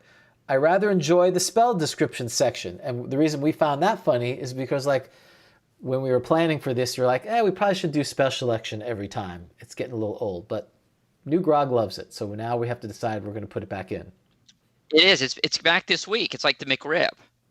That's right. It's it's spicy and it comes, and you're not sure what it's made of, but we're going to have it. So, I meant it comes out periodically. Yeah, periodically. Not like you don't know what it is. Oh, okay. Oh, that's right. We don't know what the gelatinous meat is. It's like limited time only. That's right. Because people go crazy for it. So you're exactly right. Flipping and Turning is available. The next episode 3, comes out in about a month. I mean, this is crazy. We got 3 episodes. So Issues. Thank you. I keep saying episodes. This is episodes. The magazine is issues, which means issue 4 is coming. If you want to contribute to that, that is editor@grogcon.com. Rob is taking submissions always. We've been getting overwhelming. This thing gets bigger and bigger every time. I mean, it's huge. Because the over-under on number of issues was 1. Right. And so we've exceeded. We were over. Blowing it away. Totally blowing it away. So that's super cool. And we have a new campaign. The Grogtalk Adventures campaign is starting probably the 27th. Now, I did want to talk to you real brief. You had a great idea. Do you still think we're going to be able to do that with the prequel, or what's your thoughts on that real quick? I don't think so. We can talk. I mean, I don't know if we can talk offline about that. Yeah, I had an idea. So what we did, just to let people know what's going on, is we decided to randomly roll up the characters. Right. And we randomly rolled up the characters not only with gender, with all the attributes, but also with their personalities, right, using the NPC charts in the DMG.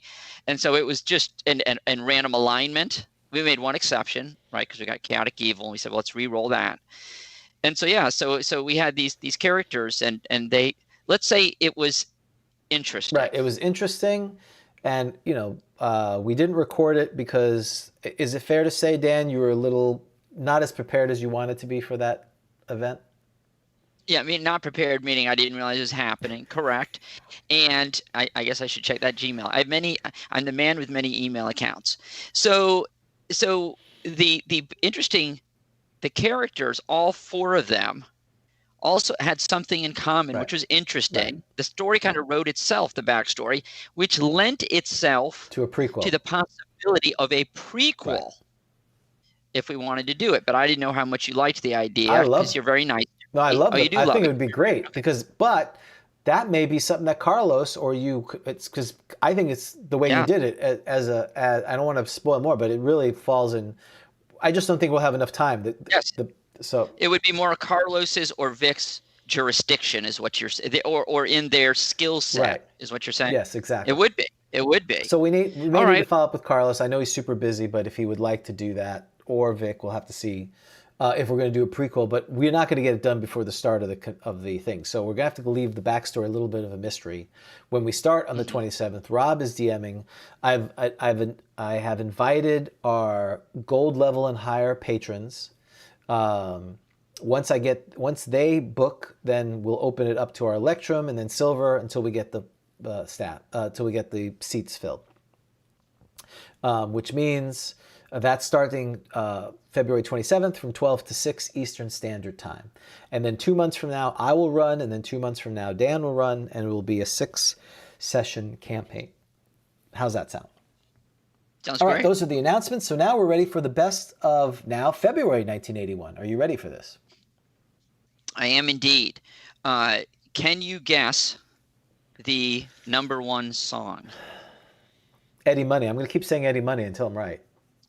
It's a Kool and the Gang Celebration. Really? So that's 1981. I always thought that was older. So that's interesting. I think I've got that right, unless my Googling is wrong. I'm sure people out there can confirm it. Okay, you ready for the lineup? Sure. For whatever reason, I only have ABC, BBC One, BBC One. Okay. and NBC. Why no wouldn't CBS, you have that? Right? No CBS. Huh? CBS did not appear. But, look, we don't need CBS because ABC is going to crush it. Okay. What I did was, I want to say this Tuesday night. Okay. This was for February 3rd, 1981, Tuesday night, because we can't just keep doing the same day because it'd be the same. Right. Okay. Ready for this? 8 p.m. Happy Days. Happy Days.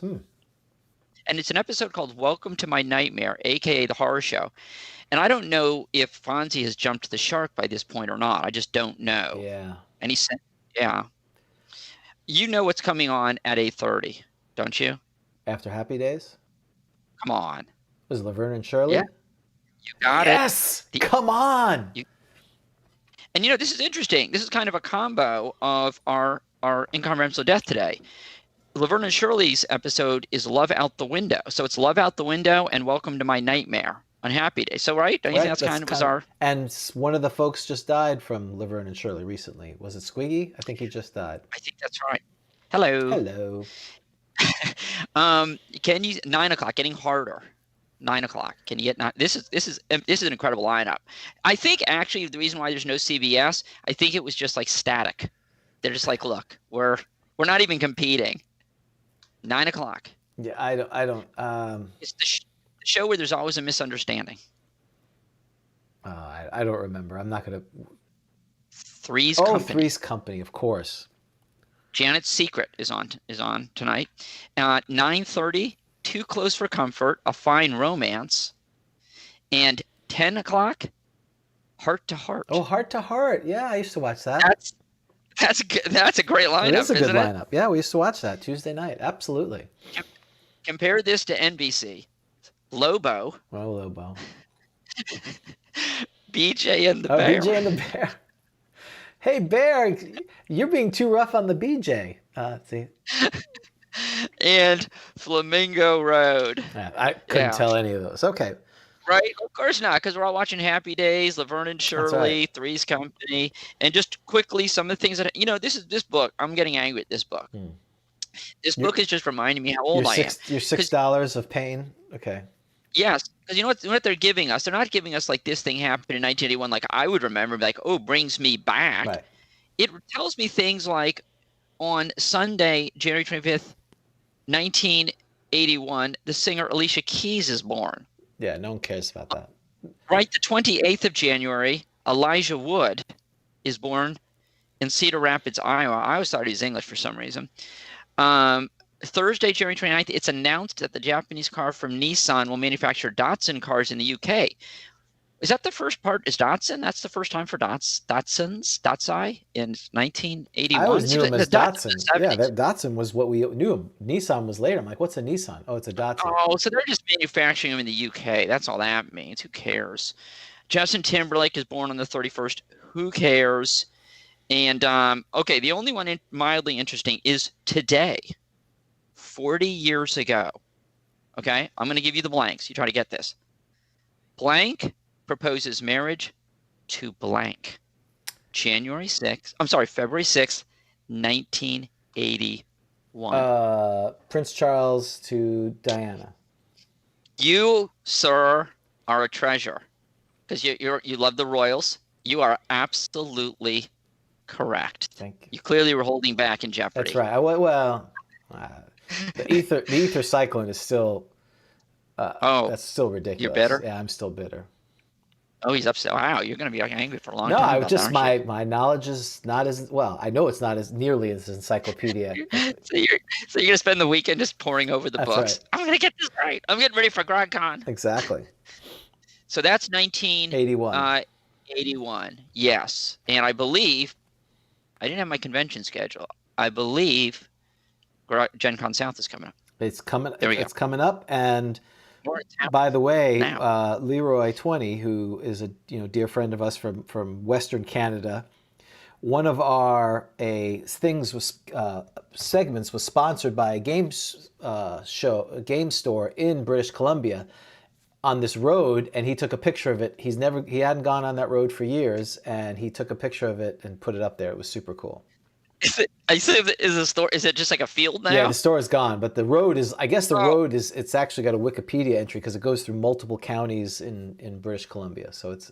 You should put a little shrine, with like you put the flowers. With the three-headed doll. That's what we should put. With the three-headed doll there. That's at the crossroads. That's right. See. Exactly. I like that. We need to get that doll away, right? Like that. We should have that for sale at the convention. Maybe perhaps Vic could make the three-headed doll.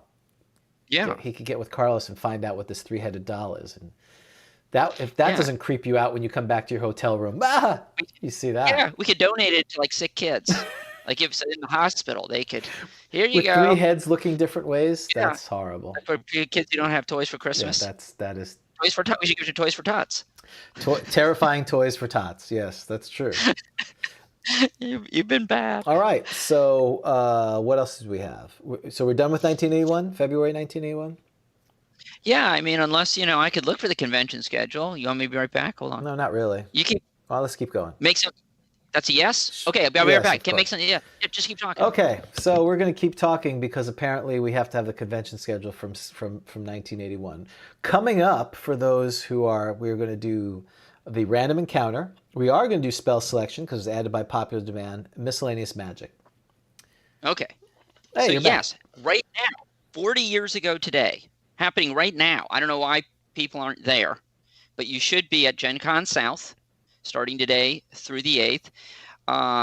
February 14th through the 16th, Dungeon 6, a fantasy role-playing and science fiction gaming convention to be held at the Leamington Hotel. It's at 19th and Franklin Streets in Oakland, California. $12 pre-registration to the 15th thereafter. Hotel room requests should be made to the hotel, not to the organizers. Convention registration, please send it to Dundracon 386 Alcatraz Avenue in Oakland. And then I think one more coming up, I should note, StellarCon 6, February 27th through March 1st, sponsored by the Science Fiction Fantasy Federation, to be held at UNC Greensboro, the University of North Carolina at Greensboro. It'll be featuring games, lectures, exhibits, costume contest. For more information, please contact David Allen, Box 4, EUC, UNC Greensboro, North Carolina. Was that kind of like the beginning of cosplay? I wonder how old cosplay is. How far back does cosplay go? Because if you're going to have a costume, apparently, then you start doing the game, LARPing or whatever it is. LARPing or cosplay. I wonder how old that is. So maybe it started at StellarCon 6. Maybe we could track David Allen down. I'm assuming he got his degree at UNC Greensboro at some point. Right. And they're all 6, so that means a lot of these conventions started in 1975, huh?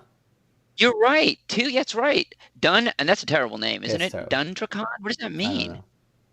Dundrakon 6 and StellarCon 6, but it's going to be Alcon 2 in March at Rice. But we'll talk about that later. So OD&D comes out 74. People start thinking about it. They start having conventions 75.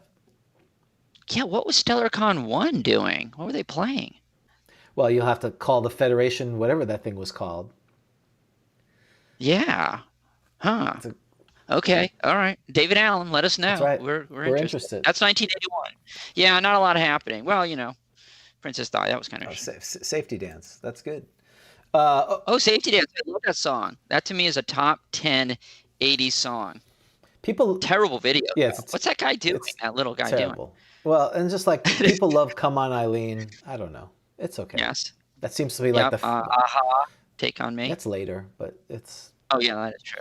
I'm talking early '80s. Is like in the Fix, those type of things for popular. Okay, we digress shockingly yet again. Now it is time for random encounter. Oh, let's do it. Okay, you want to give a Dorso roll? Yep, I can do that. Do it. So our champion is still the Basilisk. 5, Monster Manual 2. Do we have a name for the Basilisk? Basil. It depends where you are. That's right. Where you are, across the pond. Okay, so sir, I need you to roll a D10. 5. I think we're in a dungeon, but we may not be. No, we are outdoor. Oh, good. I now need you to roll a D6. 6. Okay, we are in a tropical and subtropical civilized region. I now need you to roll a D6. D6. 3. We are in the forest. I now, of course, need you. We've come to the end of our journey. A D8 and a D12. Subtropical forest. Why is it? Or tropical. So it could be a jungle, basically. 11. Herd animal. I'd pretty good comment. We've already had a herd animal. Yeah, I think we've had a herd animal, so we can't have another herd animal. No. 14. Character party. We've run into a party. We cannot randomly roll an entire party, though there are rules for that, as you know. You've pointed that out to me in the back of the DMG to randomly roll a party, right? Yes, a character party. I don't feel like rolling a character party. That's too long. Talking about the whole party? Yeah, that's not gonna happen. I don't think so. 10. Elephant. That's new. Yeah, let's do an elephant. Well, we did. We don't. No, we did an elephant. Didn't say. An elephant charged. Did an elephant charge? Yeah, the elephant charged. This is getting rough. Okay. 8. Aphrodite's angry at us. 8, that's right. 8. Sturge. We've not had a sturge. All right, sturge. I like it. And it's got a great picture. It does. We like the sturge. We love the sturge. It's not good. It's not a good day for the sturge to show up, but hey. So it's sturge versus basilisk. This is. The basilisk probably. Sturges are probably just like horse flies to the basilisk, don't you think? Just kind of annoyances. Just kind of flying around. And the basilisk, like, get away from me. Well, basilisks are not very large. They feel large, but they're not. They are. Listen, you know what I'd like to mention something, James. I'd like to mention how important this show has been to me, because you do realize I never would have gotten cockatrice had it not been for the show, right? Because that was the Thanksgiving episode. Exactly. It's the turkey of D&D, right? It is the turkey of D&D, absolutely. I would have gotten that right. Okay, so I have learned something. I thought you'd be proud of me to get cockatrice. You did, even though you cheated. I don't know if you cheated on that one, but no, I think you were cheating, because twice I saw mine go up first, and so did Rob. You're not letting this go. And then yours came up later, but it came up above mine. And so I think it was fair to do 1 and 1 like that. Okay, so here's, of course, we're on page 93 of the Monster Manual. Yep. The wonderful picture, right? Yep. He's going to be kind of low level, because should you really be dying from sturges? Well, I guess we'll find out. Okay, don't look at it. Oh, sorry, I'm not looking at it. Okay. Frequency. That I did not see. I'm going to say rare. It's uncommon. Oh, wow. Which is mildly disturbing. Number appearing. There should be a bunch. I'm going to say 2 to 24. That's pretty good. 3 to 30. Okay. And that's, of course, that's what makes this disturbing. Yeah. Obviously. AC. It's not great. 6 or 7. 7? Eight. 7. Okay, 8. All right, movement. Wow, do you know they can move on the ground? What's their movement? They can walk. I'm going to say 6 on the ground and 18 in the air. They're not that well, they're not that fast on the ground. 3, so they're kind of slow. Okay. On they kind of waddle. Yeah, they're going in circles because their wings are damaged. 18 in the air. You were correct. Okay. 18. Yep. They're not super fast. So does a sturge have a? I was very disappointed to learn I did not find a maneuverability rating for. Oh, really? Nightmare. Oh, nightmare. For nightmares. Well, the sturge probably does. I would think. Okay, percent in hit dice. Well, I know they're 1 something. 1 plus 2, 1 plus 3, 1 plus 1. I'm gonna say 1 plus 2. 1 plus 1. Oh, pretty okay. Good. Percent in lair? 70%? 60%, so that's fine. I don't know what their lair is. They actually have a treasure type. Yeah, you find treasure up there. It's got to be one of the bad ones, don't you think? What letter is it? Oh my gosh, it's a D. Oh, that's good. Wow, so they could have thousands of so I always thought this odd. So if it's 1 to 8, that's 1,000 to 8,000. Yes. Like a 10% chance. It's like a cliff. It's like they don't have like 5. It's either they've got like a ton or nothing. Or not right. So they have a 50% chance of thousands of silver, electrum, 50% chance of 1,000 to 6,000 gold. Yeah. That's insane. They have 30% chance of 1 to 10 gems, 25% chance of 1 to 6 jewelry, any 50% chance of any 2 maps or magic plus 1 potion. It's a huge score.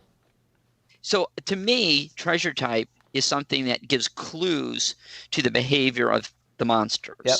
So they're definitely. I mean, it's not like they're spending gold. No, right. Right. I mean, is the storage at the market like buying a donut? No, correct. I don't think That's so. Right. So they're hoarding. They like treasure to have treasure. Do you think they like to kill and take? Or it's the way they are based on their ecology, which is right. They're usually in caves or caverns, right? We haven't read that, so that's part of what you should read. All right. And so, all right. So of course, they're going to have a special attack that we'll hear about, and their animal intelligence. Their alignment is neutral, as it should be if you are animal intelligence, and they are small size. Now, this to me is disappointing. I don't think we actually know how small they are, and it always disappoints me when we get the size of a creature, but we don't see like Sprite on the top left there. You see, Sprite says 2 feet tall in parentheses. Sturge doesn't tell us, which disappoints me. Okay. Sturges are found only in very dark, tangled forests or in subterranean lairs. They lay in wait for warm-blooded creatures, swoop down, and when their long, sharp proboscis is attached, the blood of the victim is drawn through to be eaten. So they're big mosquitoes. Right. Is that right? That's right. Treasure. That's fair to say. As Vale just said, they're treasure-drinking mosquitoes. Exactly. Yes.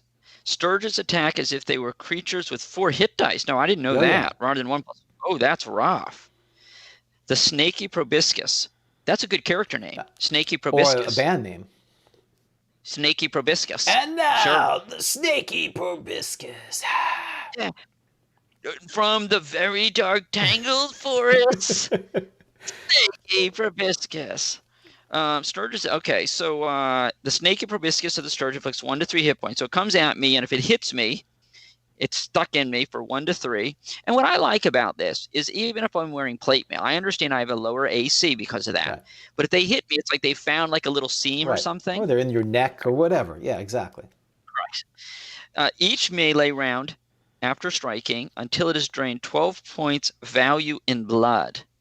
The sturge drains blood equal to 1 to 4 hit points. So it hits me. Now, when it hits me, it's each round after. Okay, right. So next round, 1 to 4, and that's all blood. Bloated with blood. So you can see them, like kind of, I guess, like that belly's kind of red and bulbous. Yeah, that's right. They just get filled up. You see their tank filling up like a. Yeah, their eyes like rolling in the back, and there's. It looks a little bit like your character in Olympus now, or whatever. Exactly. Yeah. At the pool. Hallmark. Hallmark. That's Hallmark. Hallmark the voyeur. Well, that's terrible. Yes, you're like an eternal peep show, aren't you? Yes. Wait a second. Didn't he say, doesn't Hallmark get to touch the other ones? I don't know. I thought, oh, you didn't hear that? I thought you'd been quite interested to know. Okay. I only had eyes on, but don't make me sing again. I'm gonna have to sing if that. Please, yeah. We don't go down that road again. Maybe you should do a show at Grogtalk. The Hallmark stealing. Ladies and gentlemen, straight from Evergreen Pool on Olympus, it's Hallmark stealing hearts. Right. Hey, love you. Evo. Detecting. He'll sing such classics as Detecting Evil. That's right. Playing with my dice sack. It's all the classics you know from the podcast. Well, Romco presents Hallmark. That's accurate. That's right. Well, we're gonna get sued. Is Hallmark shut down? Didn't they? I think Hallmark. So I don't know. I haven't been to a mall like everyone else, and it was good. That was funny, straight from the mall. Because yeah, that's exactly right. That Hallmark is. I wasn't thinking along those lines, but that is very early '80s mallish, without a doubt, isn't exactly. it? Across from the Orange Julius. Yeah. Okay. A sturge drain 12 hit points worth will flap off to digest its repast. Oh, I love repast. What a word. Isn't that great? The only method to detach a sturge from its prey is to kill it. Okay, so I can't even try to whack at the proboscis. I've got to kill the creature. Okay. So my only goal is to, oh, wait, I'm never going to kill you because once I get 12 hit points of blood from the basilisk, I'm leaving. Yep. But I think that I should be declared a winner then, huh? Right. Well, yeah. I guess that's assuming you get there. I was gonna say that's not. We'll cross that proboscis when we get there. The feathers of a sturge are rusty red to red brown. Its eyes and feet are yellowish. The dangling proboscis. I like this is a dangling. So do you think it's not? It's not. How shall I say this? Erect. Okay. It's flaccid. Yes. I mean, it says the dangling. Mm-hmm. So is it like kind of? Is it floppy? Yeah. No, you never stick it in then. No, I think dangling in relation. It's got to be rigid enough to penetrate flesh. All right, let's just move on. and violate the skin, breaking it. All right, Hallmark, you're not in Olympus. You're not actually. You do realize you're not actually Hallmark stealing hearts, right? You're James. Okay, come back to the prime material plane. Okay, the dangling proboscis. That's a good band too. Dangling. That's right, as opposed to the sharp proboscis, or what was the other one? They're often confused. Yeah, what was the? I don't. We've already sharp forgotten. Proboscis was one. No, there was another one too. Snaky proboscis. And then dangling. Right. There's a lot of confusion about those two. Oh, bands. It gets worse. Keep reading. Oh, okay. The dangling proboscis of a sturge is.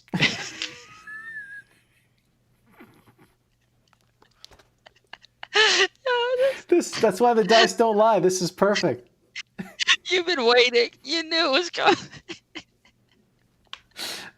Oh man! So what was that? What was that, Dan? What was that, Dan? The dice don't lie. What about this dangling proboscis? Can you explain? Okay, the dangling, James. Okay, it's not 1981. You're not 10. All right, come on, Hallmark. The dangling proboscis of a sturge is pink at the tip, fading to gray. I don't know. Fading gray where? Where is it? Yours fades to gray. At what? All right. No, you didn't finish this. You didn't finish the sentence. Fading to gray at the base. At the base of what?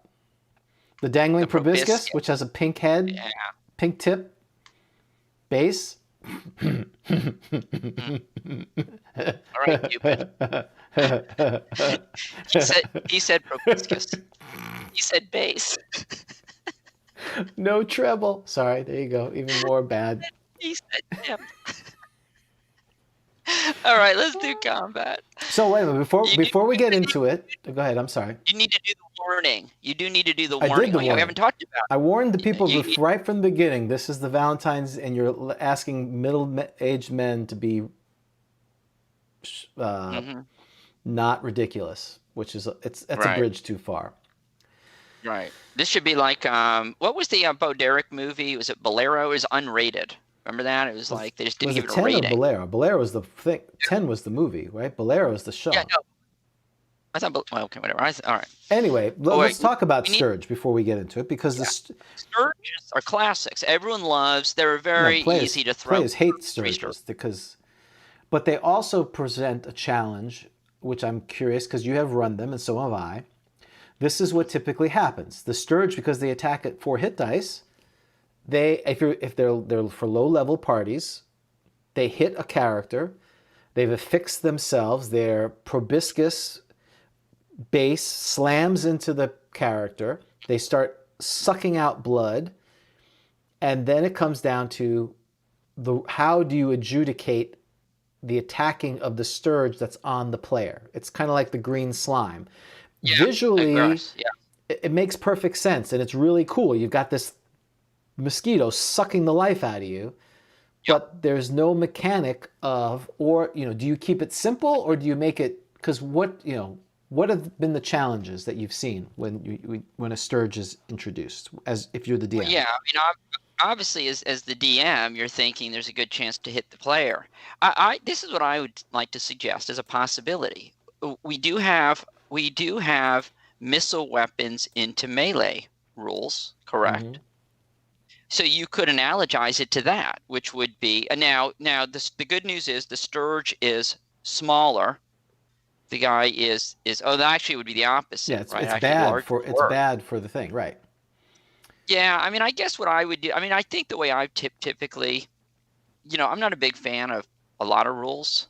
I know that's weird because I'm being accused of if there is a rule, you should follow it.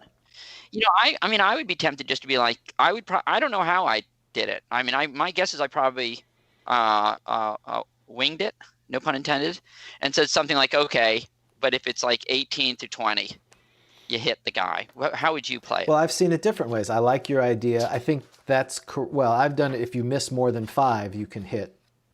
That's a good one too. That makes more sense. That's better than mine. Because you shouldn't have the same chance to hit. Again, there's different arguments. On the one hand, it's affixed to the person's body. The guy or gal, whoever's hit, I'm sure they're trying to get off, which is another topic.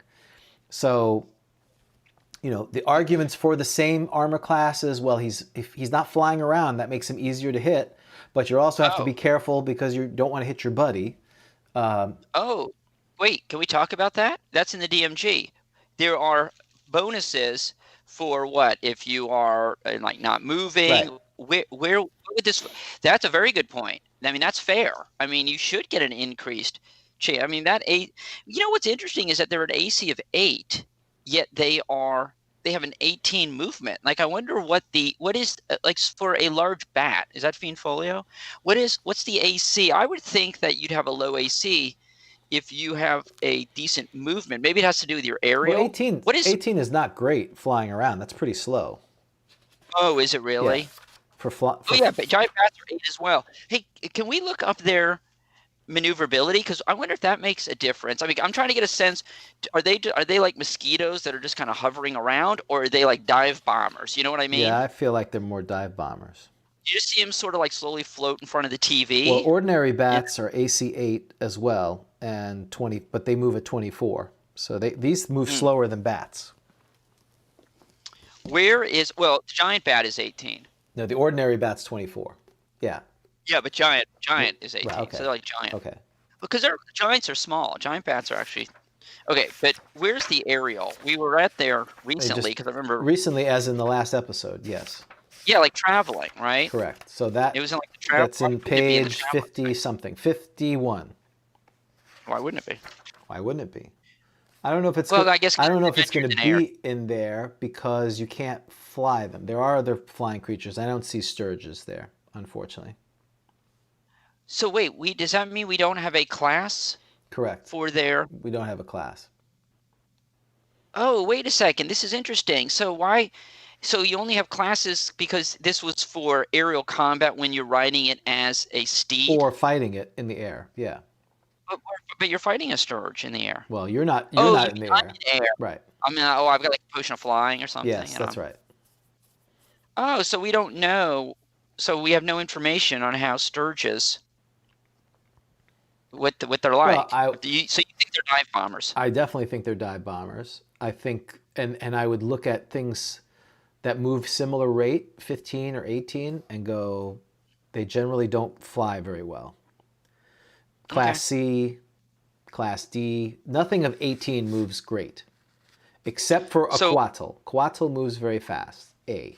Is that little guy that I can have as a if I'm a magic user? That's Pseudo Dragon, I think. Oh, okay. Quatl. It looks like a snake with wings, if I remember correctly.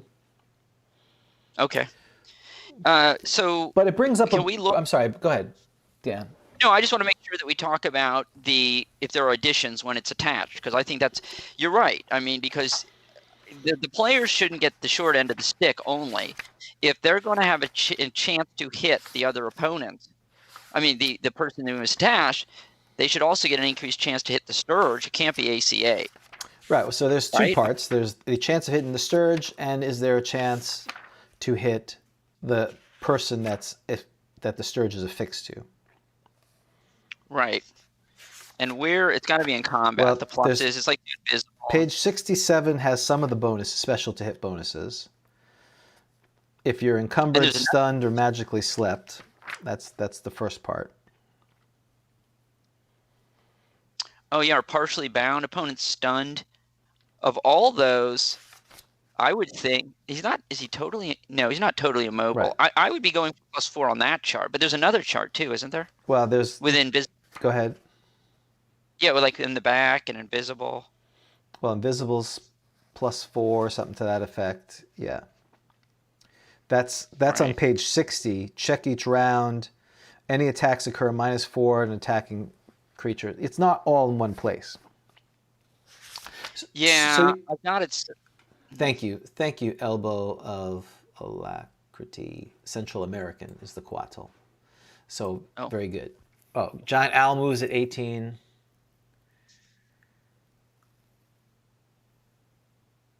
All right, so Lloyd says you can choose your target in the case of things like Beholder eye stalks without penalty. Based on that precedent, I don't impose any penalty to attacking Sturges sucking on a PC. That's fair, but I still think there's two parts to it. One is the chance of the player hitting, and we're talking about an external player hitting the victim, the Sturge that's on the victim, and then there's missing, and then the other part is because what does the players always want to do? They want to grab the Sturge and pull it off. It doesn't say. It says if you're going by your rule, which is if it doesn't say you can't do it, doesn't it say the only way is to kill it? Right. Well, they want to they want to pull it off and punch it or rip it off. I don't know. Pummel it basically. So I guess you could do pummeling rules then, that you're actually beating it. But they always want to do that. They always want to pull it off and leave the proboscis shooting blood out and throw it at them. Here's what it says. The only method to detach a Sturge from its prey is to kill it. So that's 93. Yeah, so you can punch it, but it will not detach. It won't detach. And you can try to pull it. It's not going to come off. Yeah, you have to beat it to death, or you have to hit it with your. And then the question is, okay, I have a two-handed sword. Are we going to allow people to hit themselves with their two-handed sword? My answer would be no. You can't do that. Oh. So I've got so now you get the issue of the character trying exactly. to. That's yeah. Where is it? I mean, if it's like behind, it's in the back of your. There's got to. I mean, I would allow it, but that could be like you miss, you hit yourself. Yeah, stop hitting yourself. No, right? I mean, or something that could be. So I guess there's a lot that you have to do. What would you give the? I mean, I'm angry. I have other rules. I have all the rules. Well, there's rear attack and other things like that. I'd say +4. What would you give? I'd give +4. But if you give +4, your +5 rule might push out any chance of hitting the person, because if you are Sturge's AC8, right, and you're +4 to hit, you then. If you do your +5 rule, there may be no chance to hit the person. That doesn't seem to make a lot of sense. You know what I mean? Yeah, I mean to me, I wouldn't give it. I think there is the thing of their normal AC is 8, and they're flying around. So you think flying is part of their armor class, but we don't do that for anything else. Like if you're not moving, you're still the same armor class today. It's true. It doesn't under your rule. It doesn't say. the AC is different, and it could be because of their hide. Right. Yeah, and 8 is already so high anyway. Oh, interesting. So what you're thinking is no adjustment on the AC. Okay, well, no, that makes sense. But yeah, no, because you use it with the other rules. The AC is still 8. But aren't they the equivalent of an opponent held by both legs, slowed, or partially bound? That's assuming the other person is not moving. If the other person says, I stand still so that the guy can get it off of me. Get it off! They're all running around. Get it off! Get it off! Get it off! Or they're trying to smash it themselves, right? So you're right. Yeah. Then almost that's true. Then it should be based upon the dexterity of the victim. Yeah. I mean, my point of all this is something that seems so simple. The thing attaches. If you have Sturges in your early campaign, you need to figure this out because this is one of the first. It's not like a goblin. I fight the goblin. Right. This one, there's a lot of variance, and if you're not clear, this is one of the first opportunities in an early game for rules lawyering and coming up with Yeah, things. that's true. I've done that with giant bats. I've had to deal with that as well. I think they grab on, and it is true because if you don't have it down, the players are going to be lobbying hard because there's no clear rules. Right. And yeah, that's going to be you're right. There'd be early tension between the players and the DM and how the DM rules this. So the DM you're right. The DM needs to have it up front and state it right up front. This is the way it's going to go down. Or you go with what you say and be convincing. Because if you're going, I don't know, or this and that, as soon as you say, I don't know, that's when it comes. The player. Oh, it's all over. Yeah. You might just retire. So and the other players will be like, "Don't move, don't move." What do you mean, don't move? Yeah. All right. So that sounds like a lot of fun. And I do think that the key thing with them is they have to be killed. So you eliminate because they all want to pull it off to stop the sucking, and so sad, too bad. That's not in the rule. Well, yeah, and the initial hit does 1 to 3. Right. So then it's 1 to 3. Then it's 1 to 4 each round thereafter. Right. Oh, it would really stink if you were alone. Don't adventure alone in very dark, tangled forests or in subterranean layers, because just one of those things gets on you, and he's like behind you. You're dead. Well, I could be like doing that. No, there's got to be something like a minus. I mean, it's like I've got a dagger. Yeah, I'm true. Yeah, if you have a long sword, a long sword's 2 feet plus. Yeah. I mean, you're not going to get a good hit on it. Yeah, that's not. So let's see what's happening in this picture. Yes. Can we talk Go about ahead. it? You can talk about it. Well, there's one. He's in this in the mushroom. He's got him in the back. Right. He seems to be adventuring alone. First mistake. In a subterranean layer. That's his first mistake. And what his armor is he wearing? Is he even just like nothing? It's like Glade's chain shirt. And look, he has exposed flat. Look, his arms and legs. Right. It's a chain shirt. That's all he's got. He looks like he remembered the village people. What is he? What outfit is that? That's all he could afford. That's some people aren't dressed as good as others. Oh, that's true. He didn't get a good roll on his money. Gold pieces. You're right. And the stupid DM was like, sorry. Yeah. And so the Sturgis got him in the back. Oh, what's weird about it is he seems to have been hit. Oh, he's been hit twice. See, there's blood. Yeah. And they've left, which means he's already lost. 12 points plus, yep. There's 2 of them, 24. He's already down 24 hit points. Right. He was a big fighter. That's even more disturbing. He should have got better armor. He grabbed one. Do you see he's got one in the hand down there? So he did grapple one. Well, he came. No, but it came off. Yeah. He died. He probably came off and was bloated. Right, full of blood. And then he's trying to crush it, and the rest are all coming. So that's what happens when you're dead. The rest just come and just feast on all your blood, right? I guess but I think they like live blood. Like, I don't know if they. Oh, but if you just died. Yeah, true. All right. Look, the one on the right is kind of dangling, and the other one is with some are with dangling. his proboscis. Yeah, the one on the right is kind of dangling. The other one is not. Yeah. All right. Let's do it. All right. So, anyway, Sturges are good fun, but you got to be consistent with that, and they will kill your first level party. If the magic user doesn't cast sleep, and there's like 6 Sturges, that may end the party. First level, they'll wipe them out. Yeah. Yeah, that's Sturge TPK. So I guess sleep. Yeah, sleep works on anything. Anything under 4 hit dice, it has a chance. It definitely has a chance. Yeah, because if you have half-weight chainmail and shield, AC4, they have a 14 chance to hit you. I'm sorry, they have a 11. They hit 50% of the time. That's pretty amazing. So, but I am not a Sturge. I am a Basilisk. So let's roll for surprise. Okay, let's do it. I rolled a 2. Oh, this could. I rolled a 2. Well, I rolled a 2. Oh, that's too bad. We're both very surprised. I'm surprised. We're just staring at each other for like 12 seconds. Well, you are surprised still. So you're surprised. We have to roll to see if you see a gaze before initiative. Oh my gosh, that's right, the Basilisk. Mm-hmm. Oh, this is terrible for me. Yeah. Hang on, where's okay, we're going to the Monster Manual 2. Yep. Drasilisk. Yep. So for those playing at home, we use the gaze rules, which because again, gaze was never really clear, but they came out later in Monster Manual 2 under Dracolix or Dracolisk. Oh, I can't remember. I'm sure I'm mispronouncing it. We can say anything we want. These demons? Jeez Louise. 55. We're going to talk about one of them. Page 55. Dracolisk. Monster Manual 2. Dracolisk. Yep. Okay. Chance of meeting the gaze of a Dracolisk or any large creature using gaze weapon are as follows. Add 1 if the creature is man-sized. That's what you are. You're man-sized. We're adding 1. No, right? The Basilisk is small. Oh, I'm sorry. It's the... I'm sorry, medium. Basilisk medium. It is medium, right? Yep, so add 1. Add 1. I am completely surprised. Right. Oh, it's over again. So you have to roll a d20. That's what I would roll. Wait. Wait, aren't I completely... You are. So add 1 because he's medium. So it's 10 out of 10. Correct. So roll d20 for a saving throw. Oh, right. Exactly.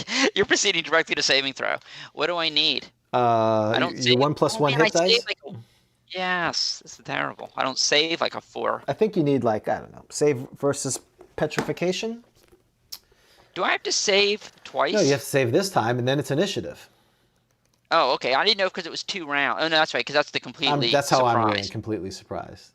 Well, yeah, that makes sense. Petrification. You need a 15. Here we go. Come on. Don't let it be over like another Mike Tyson fight. 7. Well, I like this Basilisk. We had plenty of time to talk about the Sturge, and then he just flies. It's the show moving along. He's the best thing that's happened to our show. Right, we get to talk about the monster, and then he dies instantly, which is good. Oh, and then I shattered, I guess. Oh yeah, you fly down, and I will make a roll to hit because perhaps. Oh, we got a die intervention. Yes. Well, 2 things. Let's roll to see how far away you are. You are 10 feet away from surprise, so I'm going to say you were swooping in, and you turn to stone, and now roll a d20, see if you hit. Your stone body hits the Basilisk. Right. Because as you fly, careen towards him. Just make it to hit roll. I'm going to say your 4 hit dice. AC, what's his AC? 4. I rolled a, never mind. I rolled a 3. You missed. So you spiraling like a TIE fighter. Like a TIE fighter. It's like, see, great minds think alike. There you go. Perfect. And I and now I regenerate, right? Don't I like a troll? Do I look? No. Do I look for my? I'm gonna search for my other parts. Nope. No. Okay. Surge. Well, so that's one way to you should play a PC. Can I be a Basilisk? Basilisk. Yeah, that would be great. I'd like to be. I'm a Basilisk born. That's something, isn't it? Basilisk born. No, that's 6th edition. I can turn people to stone. Okay. Next, is it McRib time? No. Yes, it is McRib time. Oh no, divine intervention first. Sorry. Oh, divine intervention. Thank you. Did someone remind us? No, I did. I forgot. I said that quickly. Because you said it and then you moved on. We're going to have to wake up Carlos, though, if we have divine intervention to find out what the deity is. We'll just name one, and later he'll be upset because we made the wrong one. So that's not a problem. You didn't realize that there was a Greyhawk Sturge deity? That's right. No. The old Flanny's deity of Sturges. Right? Okay, here I am. Okay. You see my hands, right? I'm going to turn it to... Okay, hang on. I need to not go over my... If you say it did it, I'm going to... No. I don't want to hear about it. Okay, hold on. Tell me when you can see. Okay, hang on. See my hands? Yes. It's like a magic trick. Mm-hmm. See my hands? Okay, I'm going to lift up. Now, I used a green dice because, the other ones have feces on them. So I should clean that. So tell me when you can see these dice. I see a 0, 0, and I don't know what the other one is. Doesn't matter. What is that, a 6, 7? It's an 8. 8. Okay, great. So 8%. It is a 10-sided, right? It's the pointiest one. Right. So now we have to figure out what. All right, folks. What is the deity of Sturges? Please. You always say, yeah. Because I literally have no idea. Huh? Well, we need to roll next to see if he actually. There's like my level is the chance that it actually comes. Right. So go ahead. Not just roll percentages. So I need a 1. He's first level. Oh wait, or is that only if it's a 0, 0? Oh, it doesn't matter. I'm not going to get it anyway. Yeah, I didn't get it anyway. All right. So the deity of Sturges is what, and what is it sending? Well, that's why I have no idea. What is the deity of Sturges? Well, probably you should go to the Central American. They tend to have the best right? The Native American have the best animal ones. Right. I knew this thing wasn't going to... Give Carlos this up. We should wake him up. No, we're not going to wake him up. He was a long night shift. We should leave him alone. You sure? Yes. Do I want to kill this thing? I think it has to be something of the birds, right? Yeah, I would think that's right. There's going to be there's the bat god, but that's not really quite right. Oh, wait a second. There's an elven deity of birds, but she wouldn't be Sturges. That doesn't seem right, does it? I didn't see anything in Central American other than the bat god. I see Thunderbird. That's it. What about the Celtic may have? American Indian. Oh yeah, are you on American Indian? That's a good idea. Native American. That's how old this book is. Oh, there's a Thunderbird. Yeah, I saw that Thunderbird. That's pretty good. Is it? Everyone is. I don't know. Either everyone's gone now, or they have just given up. They have no idea. Oh, Raven, the greater god, Raven. Yeah, that looks good. Okay. I'll take anything at this point because we literally have no idea. I have no idea. So what? All right. So Raven, the American Indian mythos, the Native American. Wait, are Sturges evil? No, they're neutral. Oh, okay, that'll work that right. You just went over that, Dan, because they have animal intelligence, and you went on and on about animal intelligence. That's true. They just seem so evil. You know what I mean? Well, they're just hungry for blood and death. It could also be like the god of air.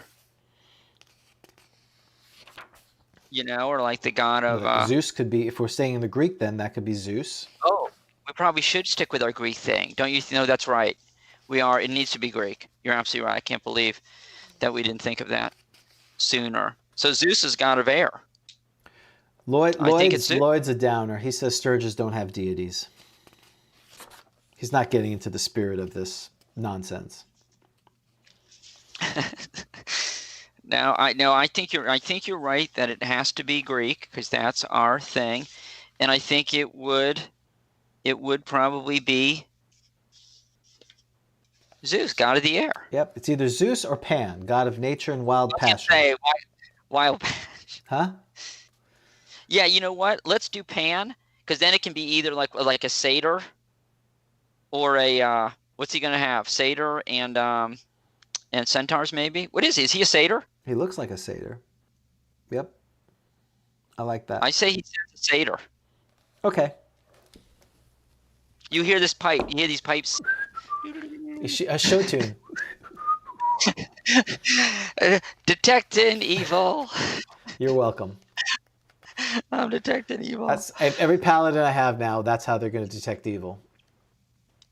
That's your model now for future paladins for you, right? They have a show tune in their hearts, and Hallmark pink robes, and that will drive the rest of the party insane. They'll be like, "I thought paladins were annoying before. Now they are the most annoying." Because not the paladin, just James. Okay. Right, satyr. The satyr's head's kind of big, isn't it? He's medium. But his head, though. Yeah, his head's a little misformed. All right. Here comes the satyr. We don't need to talk about the satyr. We just need to get right on to combat, don't we? So surprised. You definitely are surprised. Okay, so aren't you? Yeah, I would say so. Don't you think? Or you can roll for surprise, but I'm not surprised. Yeah, you're not surprised. So you roll to see if you're surprised. Shouldn't you be surprised like a roll of 1 and 4 or something like that? Sure. I mean, it's divine intervention. 2. So I'm surprised for 2 segments, and you pop up right in front of him, so you get your 2 attacks. I normally attack by butting with my 2 sharp horns. There you go. I probably don't have magical weapons, right? No. It's most likely that I'll first play a tune on my pipes. Hey. That means these pipes, the satyr, charm, sleep. Oh, so okay, it is likely. So give me a percentage. Can we do a percentage that I will? Well, I'm going to play. I'd like to play. Well, you're surprised. I'm going to play I a have tune. to make a saving throw. I agree. I fail. I rolled an 8. So he's What are you going to do? Charm, sleep, or cause fear? I'm going to do a sleep. Okay. Well. Wait, what are you? Will that work? Well, I don't know. Too bad you don't know that.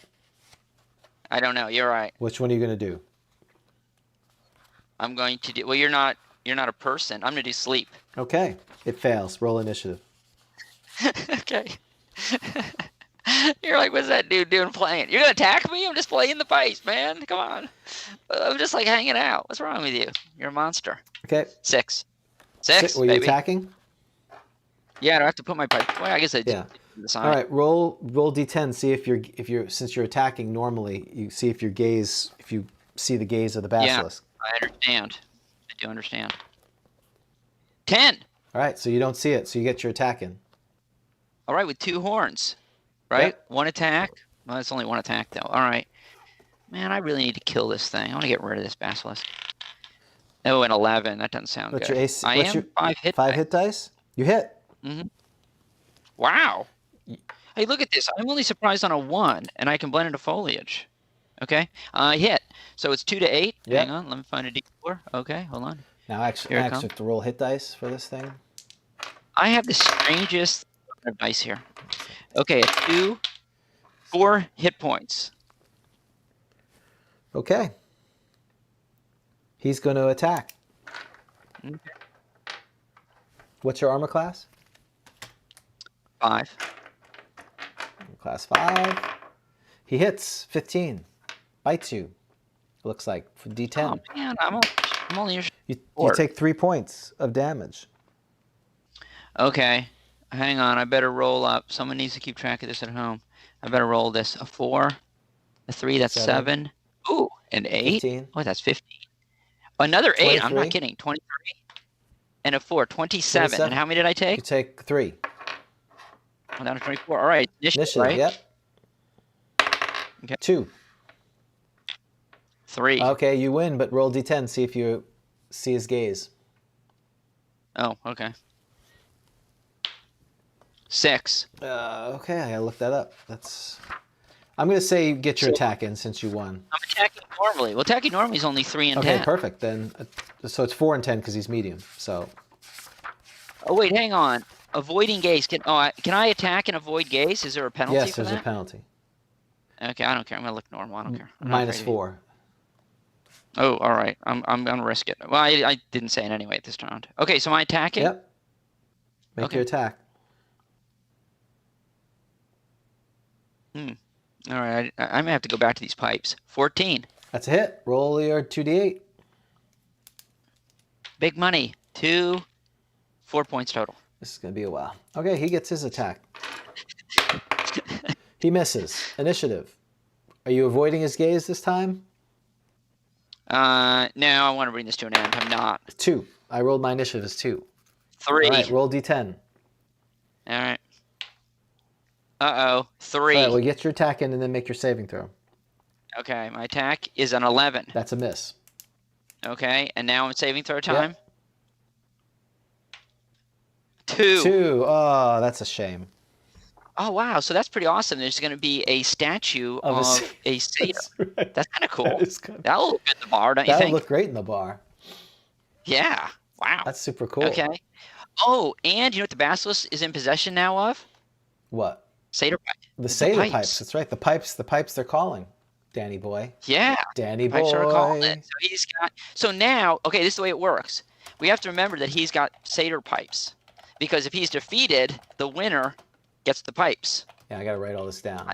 Do you think they work? Do you think pipes work? Do you have to learn how to play them? Do you need to be trained? If you want to make charms. So maybe I can get trained. All right. Well, he's got the pipes. I don't know what you can do with it. Sell them. I got to write all this down because you won't remember all this. That's all right. Cool. Excellent. That was compelling stuff. That was awesome. Mm-hmm. I don't know how we go from Aphrodite to this. It's not that great. So I'm just saying. All right.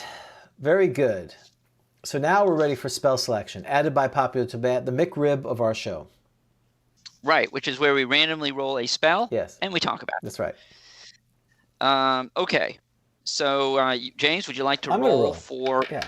We randomly roll to see what whether it is a magic user or a cleric spell. We use the scroll. That's right. Scroll. Yep. It is a clerical spell.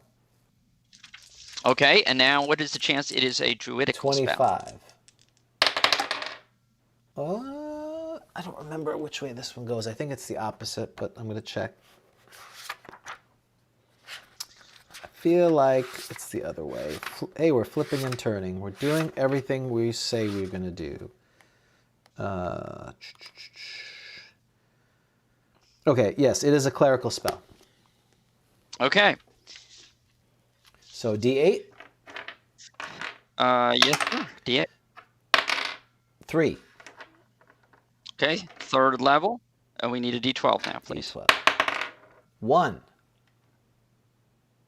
Oh, nothing says Valentine's like this. Animate dead. Ooh, animate dead. That's awesome. My dead lover. Right? I used to love her, but I had to kill her. Animate dead. We can animate. We should animate Rosie. Animating, because you're having too much fun. Though, well, this raises a lot of questions. I guess we need to talk about. So Rosie's dead, and we're looking to animate Rosie. This is a very risky spell. I remember trying to use animate dead, and I was a lawful good cleric, and the DM looked at me very well. You know the look I got. Yeah, you got the look. Hey, do me a favor. Turn your video on and off. Okay, hold on. You've lost video of me? Yep. You're in this look, which is great, but I don't think you'd appreciate it. Is there oatmeal in my beard? No. You have your hands up like you're preaching. Okay, then turn it back on. All right, you there? Let's see. Yeah. Do you see me? No, you're not moving now. Now it just has a different thing. Oh, wait, now you're back. Now you're back. You're good. Oh, I just undid it. Oh, wait. Am I back? Yeah, you're good. You're good. Keep it. Okay. All right. Animate dead. This spell creates the lowest of the undead monsters, skeletons or zombies, from the bones or bodies of dead humans. So this is great. So we can use Rosie because she's a human. So technically this spell only works on humans. You can't have an undead, half-elf, undead, dwarf, unfortunately. Okay. Well, that's what it says, but I've seen no one play it that way. Really? I've seen it as long as they're humanoid and they don't get more benefit, because I think in the book it says something differently, but go ahead, keep going. Yeah. Oh, yeah, we have to look up the DMG. The effect is to cause these remains to become animated and obey the commands of the cleric casting the spell. The skeletons or zombies will follow, remain in an area, and attack any creature or just a specific type of creature entering the place, which is very interesting. I guess it's because it's magic, because we know that they're not magic. I mean, they're not intelligent. The spell will animate the monsters until they're destroyed or until the magic is dispelled. You can use dispel magic on a zombie or a skeleton? You could do that. No one does it. It's a great idea, but no one does it. Wow, very interesting. See, dispel magic spell. We may have to go there. The cleric is able to animate one skeleton or one zombie for each level of experience he or she has attained. Thus, a second level cleric can animate 2 of these monsters, a third level, 3, etc. The act of animating dead is not basically a good one, and it must be used with careful consideration and good reason by clerics of good alignment. It requires a drop of blood, a piece of human flesh, and a pinch of bone powder or a bone shard to complete the spell. We got a lot to talk about. But what's good about it? Go ahead. I'm just going to say I'd like to thank New Grog for suggesting this because this is a winner. especially for our Valentine's Day show, which Exactly. is very nice. So what would you like to talk about specifically first? Okay. I think what I'd like to talk about first is, do I get to choose skeleton or zombie, or is it based upon level of decomposition? You get to choose it, in my opinion. Well, what if it's just bones? I see what you're saying. You know what I mean? Like, I assume so. So how do I know what I can? So do you want to change that? I'm not saying you have to change that, but of course I've got follow-up questions if you don't change it. I say you have a choice if the materials available allow for it. So what are the materials? Because a zombie is better. A zombie's 2 hit dice, right? well, Why it's would not necessarily better. Zombies are more hit dice. But they attack last and they're slow. Oh, okay. So you see it as a 6 1/2 dozen of the other kind of situation. Well, they attack last. They have higher hit points. They attack higher and they do more damage. But skeletons move faster and they only take half damage from piercing weapons. So zombies like kind of George Foreman, skeletons kind of Muhammad Ali-ish. Yeah. Okay. So let's go back to this. Do you want to change? Can I pick? Now the rule does say I can do either one. Well, I think before you do that, we should probably read page 41 of the Dungeon Master's Guide. Oh, please. Because it is probably the longest. Are you serious? One of the longest entries in here. Oh my gosh. Okay. Let me get it out. All right. Page 41. You want to read that one? Sure. Animate dead. It is, of course, possible to animate the skeletons and corpses of demi-human and humanoid. Oh my gosh. Get out. Why does he say of course? Well, because that's scary. You think Jody screwed up? No. I think he just wrote human, and then people took it like you and me, literally, and he said, no, it's not just human, which is what I... Of course. You idiots. Right. Okay. All right. If creatures with more than basic 1 hit dice are so animated, the number of skeletons or zombies will be determined in hit dice rather than total numbers. Thus, a cleric of 6 level could animate 6 skeletons of human or humanoid sort, which in life had less than 2 hit dice, 3 of such undead, which in life had less than 3, or 2 or more hit dice, but 2 or more hit dice. Or a single undead creature which had 6 but less than 7 hit dice. Did you get all that? I'm glad I had you read it. No, I don't know what's going on. Wait, all my zombies and skeletons are the hit dice in the monster manual, right? They're not better, right? Well, that's what they're saying. And later in Monster Manual 2, they had undead monsters, which again you could animate fire giants. But here it basically says you can animate a fire giant. Keeping going. But what's its stats? And look, this is before Monster Manual 2. I mean, right. So what's its stats? I guess. Okay, go ahead. It's going to say, for each such additional hit dice, a skeleton or zombie will gain another dice. Thus, the animated skeleton of a fire giant, 11 hit dice monster, is 10 over the norm for a skeleton normally animated. So it would have 1 plus 10 hit dice, 11 plus 8. Gosh. Likewise, a fire giant zombie would have 10 above its normal, 12. This does not enable a cleric to make skeletons of zombies of 2nd level or higher have hit dice more. They're simply human skeletons. So there's a number of things to unpack here. If Rosie and Hallmark are animated, they're either zombies or skeletons. They're not 4th level clerics or 4th level paladins. And that's because I'm so if I am... human. And apparently because I'm a character. Right. Just characters. Right. PCs. Dead PCs. Oh, the dead PCs. Do you remember that punk band? They were great. The whole Dead tour, the Dead Kennedys, the Dead Milkmen, and the Dead PCs. The Dead PCs. Yeah. So Rosie's just coming back as a normal. So when we look in the monster manual and we see that we are just seeing regular, I guess that would be all demi-humans and humans. Got it. Okay. Of 1 hit dice, or the 1 plus hit dice, which is elves, right? Elves are 1 plus, I think. All the rest of them are 1 or less than 1. Well, because it doesn't. This does not enable a cleric to make skeletons or zombies of characters of 2nd level or higher level. So even if I'm a 10th level fighter, I am simply a right. Unlike a fire giant, which you could make if you were high enough level, you could make an 11 hit Right. dice Got fire giant skeleton. Right. This skeleton is just a skeleton, no matter if it was the skeleton or zombie of a 14th level paladin.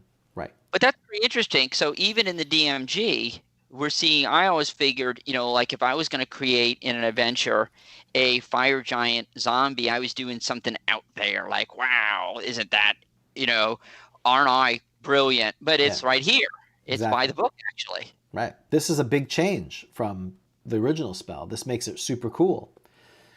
Yeah, it sure does. So I can create, I don't have to just create, so I'm the evil cleric. Right. I don't have to just create the army of boring Monster Manual 1 zombies and skeletons.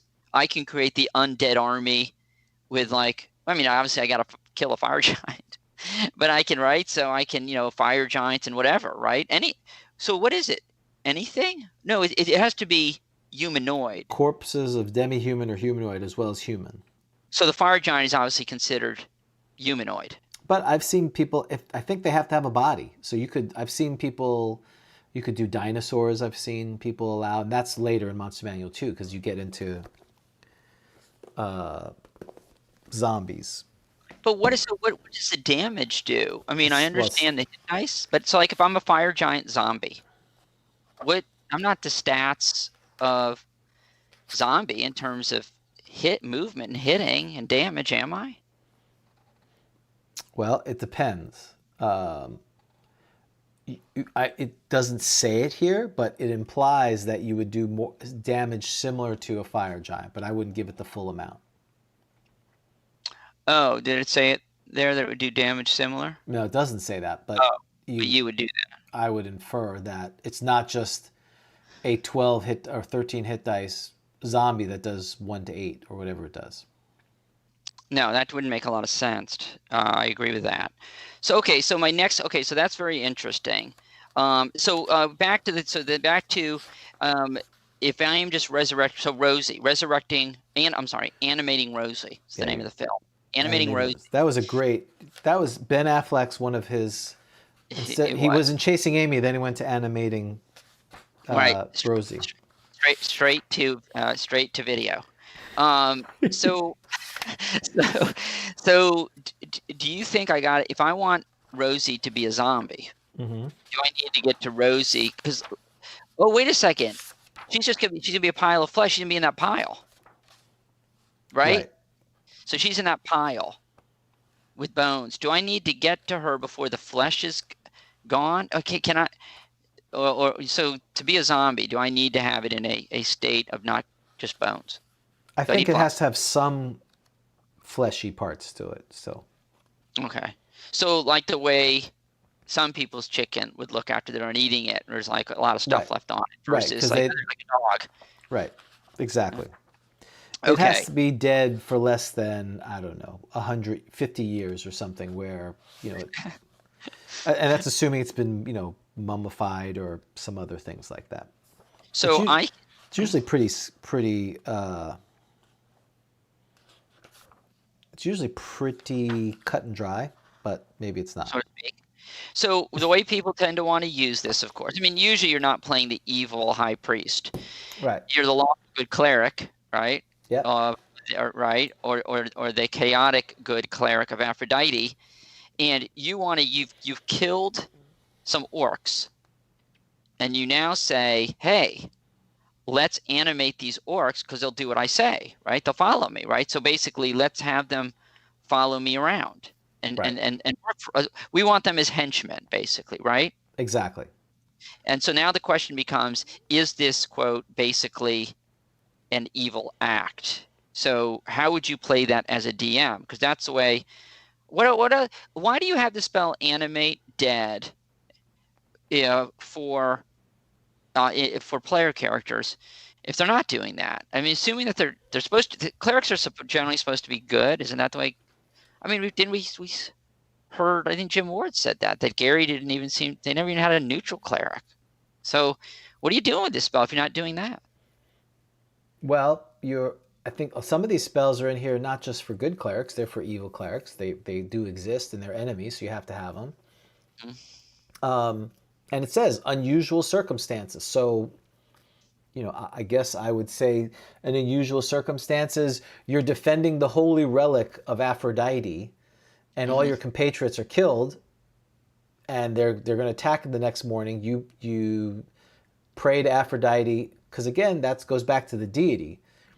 You should the player. How does he or she have animate dead? If she's praying for it, she's beseeching the dear Aphrodite, give me animate dead. Well, you'd have to figure that now. Right. Well, okay, yeah, that's going to work. That's what she's going to say. The minion or Aphrodite's going to be like, why? What's your reasoning? Do you need to give reasons, do you think? Should you give a reason why you're praying? Yes. I think you should, right? That's smart.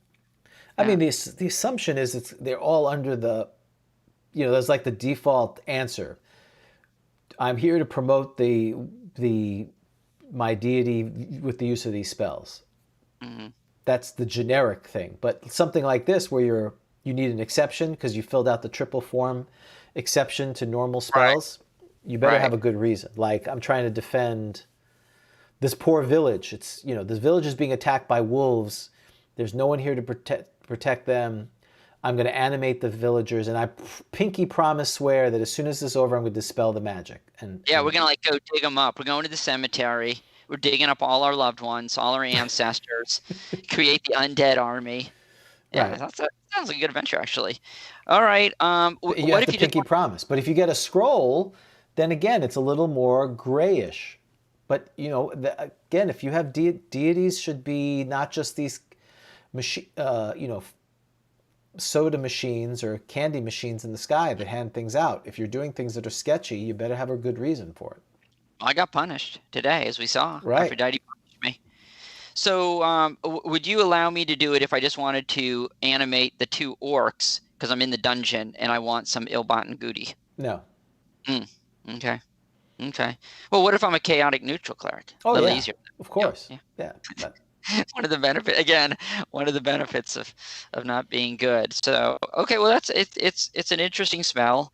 It's super powerful. I mean, that's why evil people want to play evil characters, because you could literally abuse this because it's permanent. That's what makes it so ridiculous. It's permanent. How much do I need? So let's say I just have a femur. No, you got to have a body, it says. It doesn't bring... You have to have the body to animate. Now, whether... Bones or bodies. So I need enough that it can actually... Right, it's like Tinker Toys. I need enough to... Now, there are... Back in Halloween, I think we went over the undead. There's various types of it. We've seen them in movies where, like, the hand is moving or the torso. You could elaborate and say, hey, these... Again, you find these pile of bones, and when you try to animate dead, there's no complete skeletons, so you get 4 half skeletons, that they're crawling on the ground kind of thing. Right, there's the head. Right, or the head's running around. What happens to the dead person? So I'm dead, okay? So more ways than one. Yeah. Exactly. And I have a soul, say. Yes. And I'm in Olympia. So for you, or Rosie, or wherever, or you're at the pool, right? You're at the pool watching. Mm-hmm. You like to watch, and you then let's say you are animated. Now that's an undead.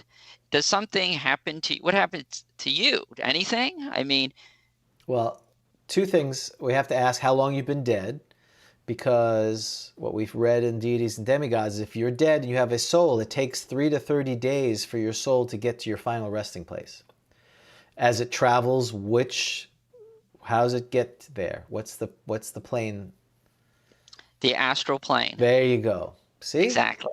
The rain in Spain falls mainly on the astral plane. That's what you have to remember. And that's how I remembered it. And so okay, but whether I'm there or not there, it doesn't. Yeah, but what happens to me? Nothing. You're still going. Your body has been separated. Am I sensing this, or is it nothing? Am I sensing it or nothing? I would say you don't. I think this is a very back to Greek idea of the soul and body are separate. And you've separated them, and the soul doesn't know what the body is doing at this point. I think a better question is what happens with speak with dead. Right. Because there you have to have a part of the body and then it kind of reformulates this channel, which seems awful weird. Can you speak with undead? Right, that's the big issue, right? Can you speak with dead on undead to speak to the person whose I would body? say yeah. As long as it's been dead for a less amount of time. Mm-hmm. But is there like, well, we've talked about this too. Is there some sort of interference? The signal not right? Yeah, he's kind of, because there's something in between causing issues with the undead. Just his helmet, just his hands. Hold your hands up like this. You get that's right. The rabbit ears. Yeah, you're turning the helmet and put some foil on it, and to get it a little better. Can't hear that right. So yeah, that's. I don't think it does anything. At least certainly not mechanically. But could you put that as something in there? Yeah, that's kind of cool. So you obviously you really should let the player. In theory, you shouldn't look askance at the player. You let them do it, and then they may suffer repercussions, right? The cleric may lose their spells, and so that's really what you heard on that chart might need more training, right? Your rating. That's right. You get your performance rating. I mean, there should be. Well, it says in the DMG there should be omens and things if you're finding ill favor from your deities. Right. And it depends on the deity. Some are very quick. Some like the Greek pantheons are very quick to deal with infractions or violations. Others may be longer to find out. Maybe the next morning or whatever. One of the maybe you keep getting your first or second, but as soon as you try to get a third level, you're having some problems because the minion got the report. Oh, I just got the evaluation report from Rosie. One tick. Okay, use a cure light wound on a fellow party member. Oh, that's very nice, right? Oh, light spell to help that poor woman cross the road late at night. That's nice. And animated dead. We're gonna have to flag that. That's right. That's a flag. That's a reportable offense. Right. You will get due process. We'll have a hearing. That's right. You'll be on probation pending the results of the hearing. Right. With or without spells. Well, it depends. Right. Depends how serious offenses is on the matrix of discipline. I'm sorry. You're going to be, that's no spells for you for a while pending a hearing for 30 days. All right. Well, very good. I think we're going to skip a couple of things because we are already at 11:30. Shockingly, we're way over. So we're going to skip Would You Rather. We can do that next time. Okay. And we're going to skip Miscellaneous Magic. Okay. And unless you McRib, huh? That's okay. We got the McRib instead. That's right. Okay. I didn't know if you, and we're going to skip the excerpts from the Secret of Gnomes book, unless you had one that was really timely for Hot Valentine's Day. I mean, I did have some pictures that I could show, which would certainly be appropriate for this episode, but I think it's probably best we just move on. Okay, so we're at our final segment, which is Valentine's Day special, which is last year we did charisma, we did Aphrodite, we did talk about that. This time we're talking about forbidden love in D&D. Is that right, Dan? Indeed. Forbidden love, and of course, particularly what is sometimes rudely called crossbreeds, right? That's right, or half-breeds. That's right. The half-elf, the half-orc, the half-ogre, as you like to put. Yes, let's add the half-ogre. Those three. Now, Gary, we know Gary, I think in one of the Dragon magazines, I was reading it last night. Actually, it's with the half-ogre. It's interesting. When he writes about the half-ogre and he gives stats on the half-ogre, he then talks about how you shouldn't have crossbreeds. So why is he giving the half-ogre? I didn't understand that. He's giving half-ogre stats, inviting it, but then he's going on about how you shouldn't have because you don't know where it would end. It would just go on and on and on, and what would the stats be? So you should just shut it down as a DM. But then he gives the stats for the half-ogre. So of those three, is it fair to say all the love goes to the half-elf? Well, actually, all the love goes to orcs, because if you read the orc thing, orcs will breed with anyone. Oh, well, that's certainly true. That's right. They get the most love in that respect. Right. They spread their love all around, and right. They will love anybody. Right. At the bar, there is no 2 at 10 is 10 at 2. They're good with anyone. Right. It's right. So can we talk about, since it is the Valentine's episode, not just about these types of characters, these races, but how does this happen? That's what I would like to focus on, if that's right. Because that's really what the show. You see, I mean, this is forbidden love. Right. So how does this happen? Which one do you want to pick first? Because boy, there's stuff today. We got the half elf, the half orc, and the half ogre. Well, let's start with the half ogre because I know nothing about how it happens with a half ogre. That sounds well. What's the other half of the ogre, by the way? Is it a human? Yes, it is a human. So we know Gary gave stats for a half ogre, and then Roger, the great Roger Moore, did the whole half ogre, following up on it and providing more detail. And if you look it up in Dragon Magazine, there's ways you can roll the stats. What's great about a half ogre character is you actually roll differently than it's a different method than all the other. Yeah, it was like the 12. It was like the strength was on a die 6, and if I recall correctly, I think like 5 and 6 were an 18, and then when you get the percentile, it's plus 25. So you have a really good chance of ending up with an 1800. But what I love it, and I don't know if you have it pulled up or not. I had printed it out. No, I didn't have it printed out. It's too bad because you can roll for. I would really like to roll for the stats. Is there any way? I know we're running out. Is there any way that you'd be able to pull up? Because you can do the internet. Yeah, I can do that. There are stats. If you type in Dragon because Magazine, one of our players, you allowed them to make a half ogre. I think is. Indeed, and I was down on it at the time, and now I feel I owe him an apology because now I love the half ogre. I don't know if you have to hold him an apology. It's still not a great. Well, but, the idea of a half ogre, and I don't know why Roger Moore said, if you're a cleric, you got to be he said it was weird. He said in that article, like other races, to be a cleric, you have to be a cleric fighter. Well, I don't know what he's talking about. That's not true. I mean, they're limited to NPCs, but I don't know what he's talking about with you got to be multi-class. Gary said you could be a cleric, straight up cleric. To me, the idea of a half ogre, just cleric, like 4th level, max, is hilarious. I mean, that's what you'd want to be. Forget the fighter, but I would like to roll up my stats. All right, there you go. You should be seeing it. I do not see, but you can tell me what to roll. Oh, you still don't see it? Dragon 73. I do not. The whole half ogre, right, by Roger Moore. I would like to be a cleric, just straight cleric half ogre. Hold on, I'm going to try to share this with our friends out on the internet. And we are going to be critiquing this article and giving. Yes, we're going to be giving academic commentary on this article if you're showing it. Oh, yes, very good. That's correct. Right? That is right. Of course, without doubt, we are. That's why we're like rolling this, is so that way you can assess whether you think Roger Moore did a good job. Literal critiquing and criticizing, absolutely. Well, there it is. The whole half ogre. This is for those playing at home, Dragon 73. Okay. Yep. And following up on Gary's. So I'd like to be a cleric, just straight up cleric. Okay. I'm going to be, I got to be chaotic. I'm probably chaotic neutral, let's say. You know who my deity is. Though I guess maybe I have to change alignment. Valprak. You know who my deity is. Valprak. Of course, it's Valprak. Valprak, all right. Not Valpak. I said Valpak. I said Valpak.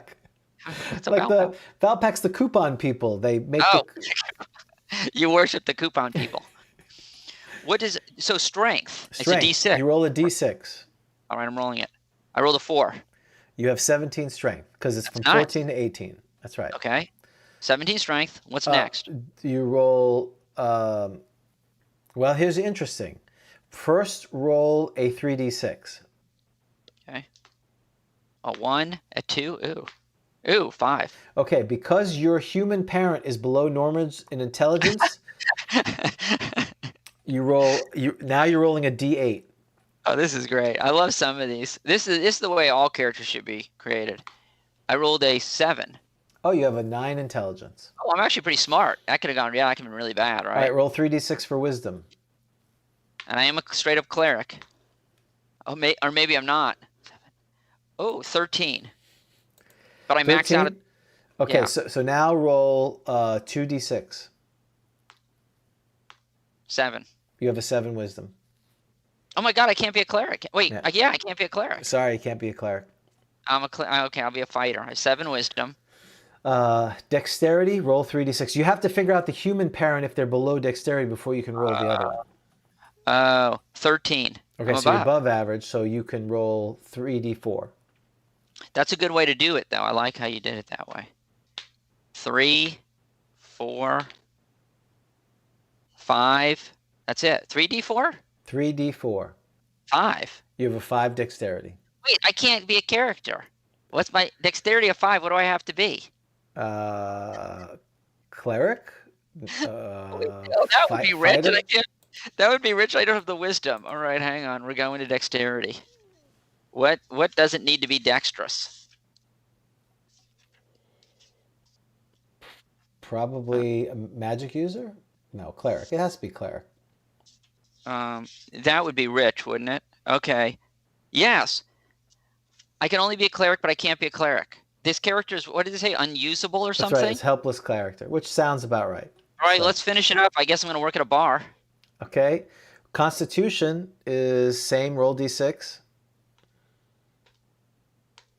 6. You have 18 con. Wow. Oh my God, I'm a bouncer. Yeah. And then roll 2d4. Okay. Oh, 5. You have 5 charisma. But 10 with ogres and other half ogres. So you're average. There you go. A 5 charisma. I actually have 2 5. I can only be I'm eliminated for multiple reasons. I can only be an assassin. Right. But I can't be an assassin because I don't have the scores. I can only be a cleric because of my dexterity. I don't have the scores because I don't have a wisdom. So I am just, yeah. You know what? This has been very useful. This probably is the fate of most half ogres. You can't be anything, right? Right. They're commenting on Valpak, my faux pas. Oh, they find that more interesting. You know, I don't blame them. So yeah. So I guess I'm going to work at I'm not very dexterous. I'm just going to stand outside and look menacing. I just don't understand how that even works. Carnal relations with a 9-foot creature. Well, that's the question. How does it, James? You've opened up that can of worms. How does that can of proboscis? It sounds like something like you get it floppy proboscis, yeah. Or like, I need some proboscis cream. So what is the how does it happen? Well, I mean, look, let's start with male female. So I understand it happens male female. James, you understand that? Okay. Male, what shall we start with? Male ogre or female ogre? Right. Which one is more disgusting?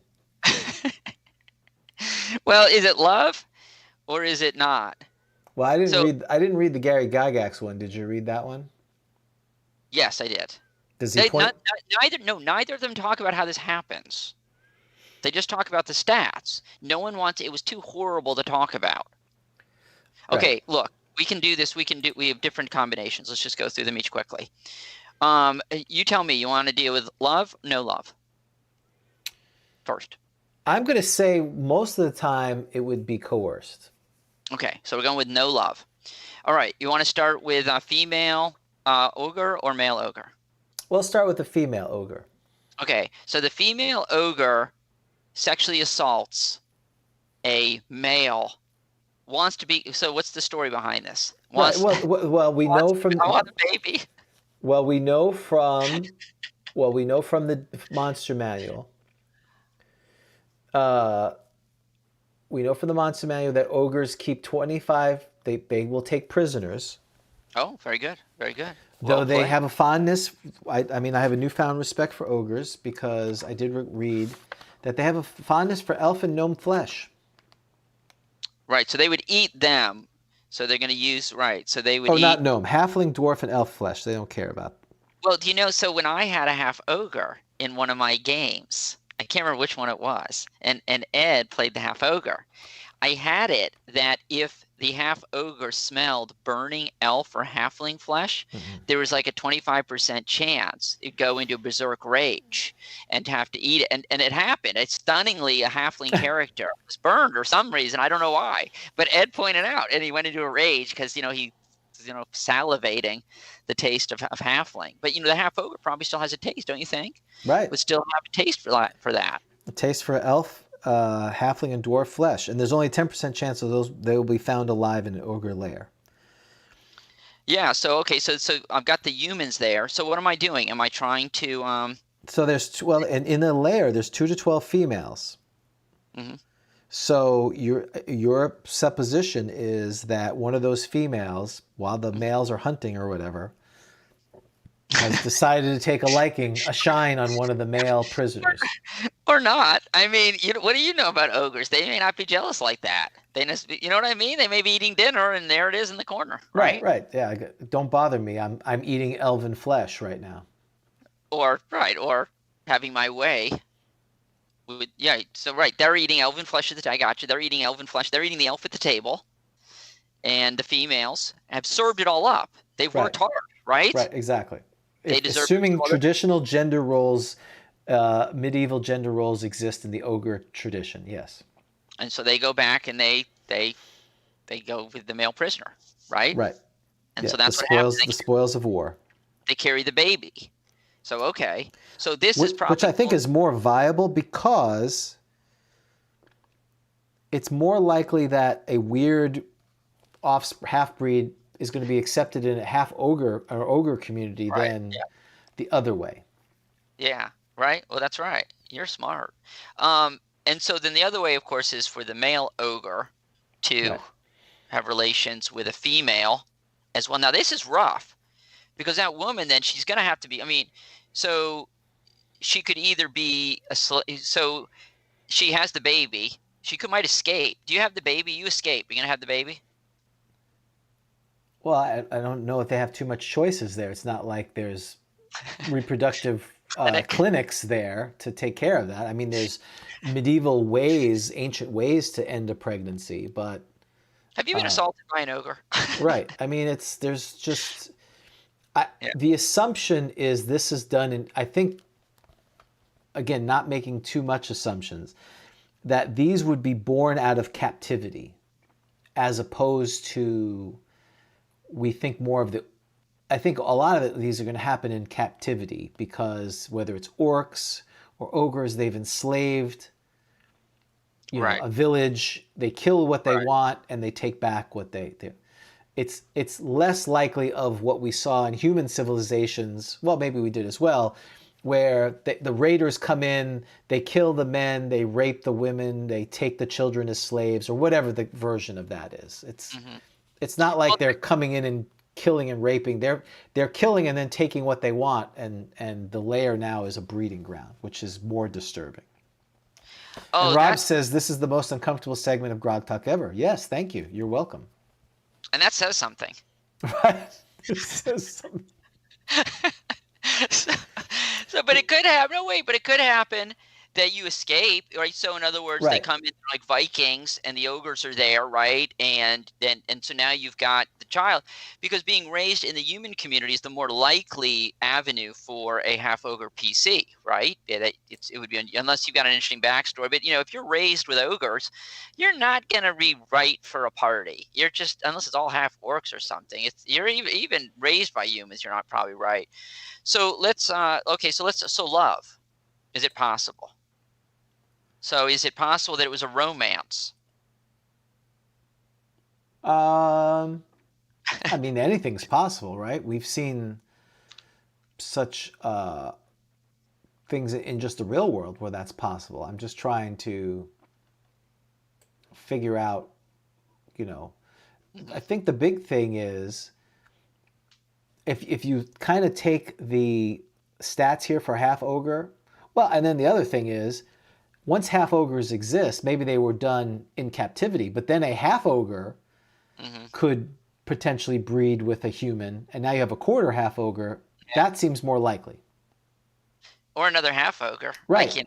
Right. Half ogres breed with each other.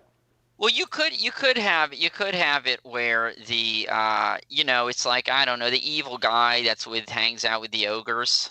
Right. Takes a shine to one of the female ogres, right? Or the evil female takes a shine to one of the male ogres, the most powerful one. And, people do strange things, James. Who knows the secrets of the human heart? Right. Okay.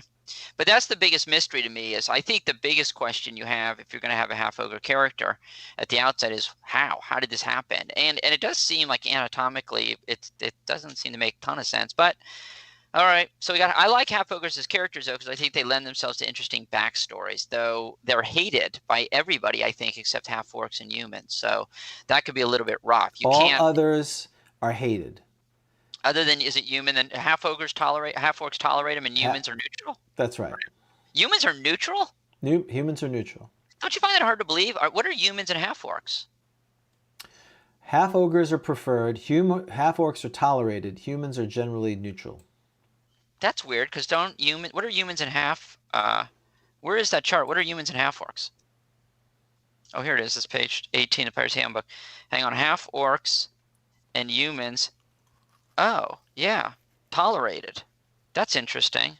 Okay. Oh wait, human and half-orcs. Wait, there's a swap. Half-orcs, basic acceptability. Half-orcs are neutral with human. Do you see that? No, I'm not looking at the pH, so I'll take your word for it. I can't figure out what's the difference. What's at the top? It's different between humans and half-orcs. One's tolerated and one is neutral. So I assume half-orcs probably tolerate. Half-orcs tolerate humans, but humans are neutral, or vice versa. I don't know. Yeah, I don't know. Does it matter? No, it doesn't matter. It matters absolutely not. I think it would make sense that humans tolerate half-orcs because most half-orcs that are player characters can pass themselves as humans, right? That's the whole idea. Yeah. Yes. That makes sense. That of the ones that intermingle with human society, of the half-orcs that exist, they're the ones who are most likely to resemble humans. The 10%, I think. Right. As you know, because you got that right. Okay, so so I think half-orc is similar, except that half-orcs breed with every race. Half-goblin, there can be half-kobold, there can be they half-ogre, as we know, the Agrilian, half-troll. Yeah. They will breed with anybody. Right. So I think it isn't. Yes. So half-orcs who hate dwarves, animosity with elves, hate gnomes, animosity with half-elves. This is interesting. Half-orcs view halflings with neutrality, which is interesting. And halflings view half-orcs with neutrality. Half-orcs prefer, of course, half-orcs, and they actually tolerate humans, so humans aren't bad. That's quite interesting. What's the deal with halflings? They're so nice, right? Yeah. Maybe they're just not known. They're just weird. They're like half. Why are they neutral with half-elves? They view half-elves and half-orcs the same. The halfling views a half-elf with neutrality, even though they have goodwill or tolerate. That is very weird. Halflings are strange. We're gonna have to do a show on halflings. They like everybody. I mean, they're. Yeah, but why not half-elves? So this gets us to half-elves. Why are they neutral with half-elves? Well, I think part of this too is, does your campaign allow for this kind of? I think a lot of these Fantasyland campaigns almost assume, almost these pure. Here the elves live here, and the gnomes live here, and the halflings live here. And if you don't have a cosmopolitan city or somewhere where you can have an underclass, it makes it difficult. But if you have a large metropolis where you have, the urchins, sea urchins, or the urchins, city urchins, then you can have these kind of misfits where they can hang out. And perhaps, because again, in my mind's eye, a half-elf in particular, back to our thing of Lord of the Rings, why would someone want to give up immortality, or in this case, 1,000 years to live 1/10 the life? Or fall in love with, assuming, again, there is opportunity for love for someone who's going to be dead, for hundreds of years before you die. Oh, that's a very good point. So the elven part of the couple must then knows that the offspring will die probably before the child. No one should have to live to see their child die. Right. So because back in, for those who are not playing at home, in the DMG under age, right? Right. We'll go to that while you're. So that's very rough. So the elven parent knows that they will see, most likely, particularly if they're an adventurer, will likely see their their offspring die before them. Yeah, That's a half elf maximum is 325 years. Still great, but compared to humans, but it is at most a third of an elf. so yeah. So that the half. So yeah, this is rough. The elf that and has the human. It's even worse. Has the human offspring. I mean, not the human bride or groom, right? Will have spouse will see that person die. Very why? Okay, yeah. Time out. Why is this happening at all in D&D? The you're going to see that person die very right long before you. I mean, why would you? It's like nothing, right? Why are elves? It really is forbidden love. That's a very tough choice. They've fallen in love, and they want to be with them, and they know, so they're going to be like decrepit though soon. What do? Do you got to care for them in the old folks home? Exactly. That's awful, right? Because they're like, so I'm an elf, and look, you're not going to be, if I'm like 1,000, you're not going to be like, hey, dude. So I'm like 400, right?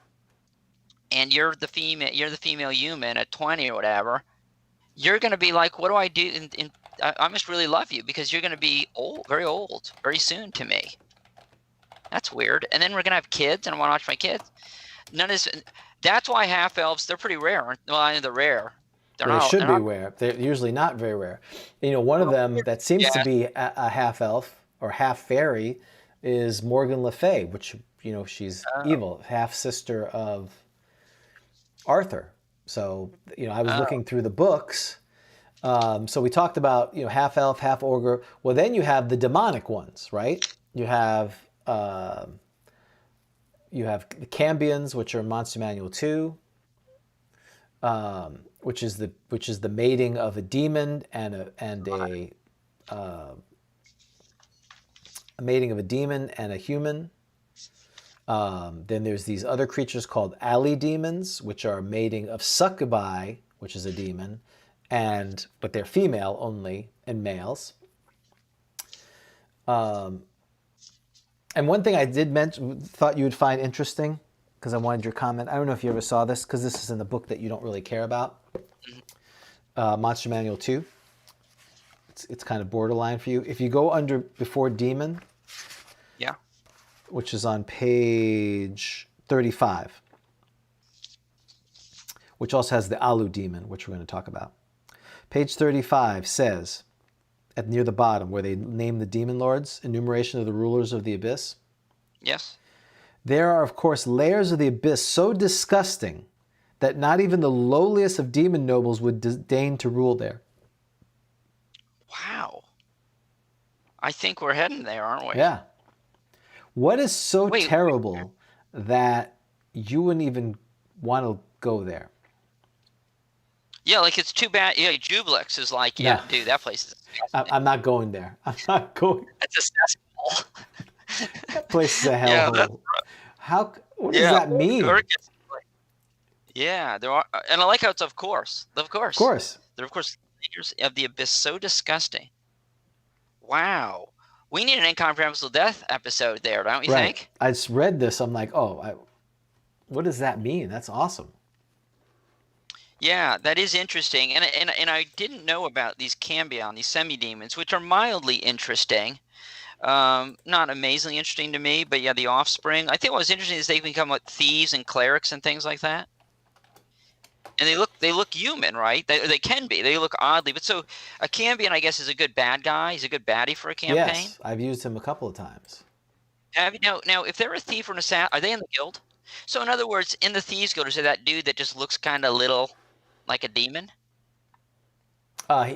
He can look like a little demon, but he can look fairly normal, depending on, there's some roles with the Cambion. So the Cambion, hold on, is on page, to let people know, is on page 37. And it says, didn't they say, yeah, they can follow the professions of thievery and assassination. So that's my question is, are Cambions in the guild? Oh, yeah. Who's training them? Yeah. They're in the guild? Right. They would be. So there's like a kind of weird looking dude who's like in the corner. There's like a halfling and, a couple gnomes, a bunch of humans, the elf, the dwarf, and a strange-looking dude. It's like, yeah, what's that guy's story? Well, I think the Baron, I think the major ones, if they can. I'm sorry, yes, Barons as well. And they're even more hit. Major Cambions, which are on page 37, their charisma is 1 to 6. I saw that. So I'm a major. Wait, okay. So I'm a major Cambion. How tall am I? I'm like 6 to 7.5 feet. Yeah, something like that. Yep. I think it says somewhere. And I have, what's my charisma? What is it? What to what? 1 to 6. All right, I'm going to roll my Cambion charisma. Ready? Mm-hmm. Here we go. Oh, actually, it's a 6. So it's not you could be something else. I can be a dentist. So I'm like a 1. I don't think I quite get the shock and horror. You don't get the horror. I don't get the horror, but I've got a 1 charisma. Does that mean I have to become an assassin? Can I not become a thief? So I want to be a Cambion.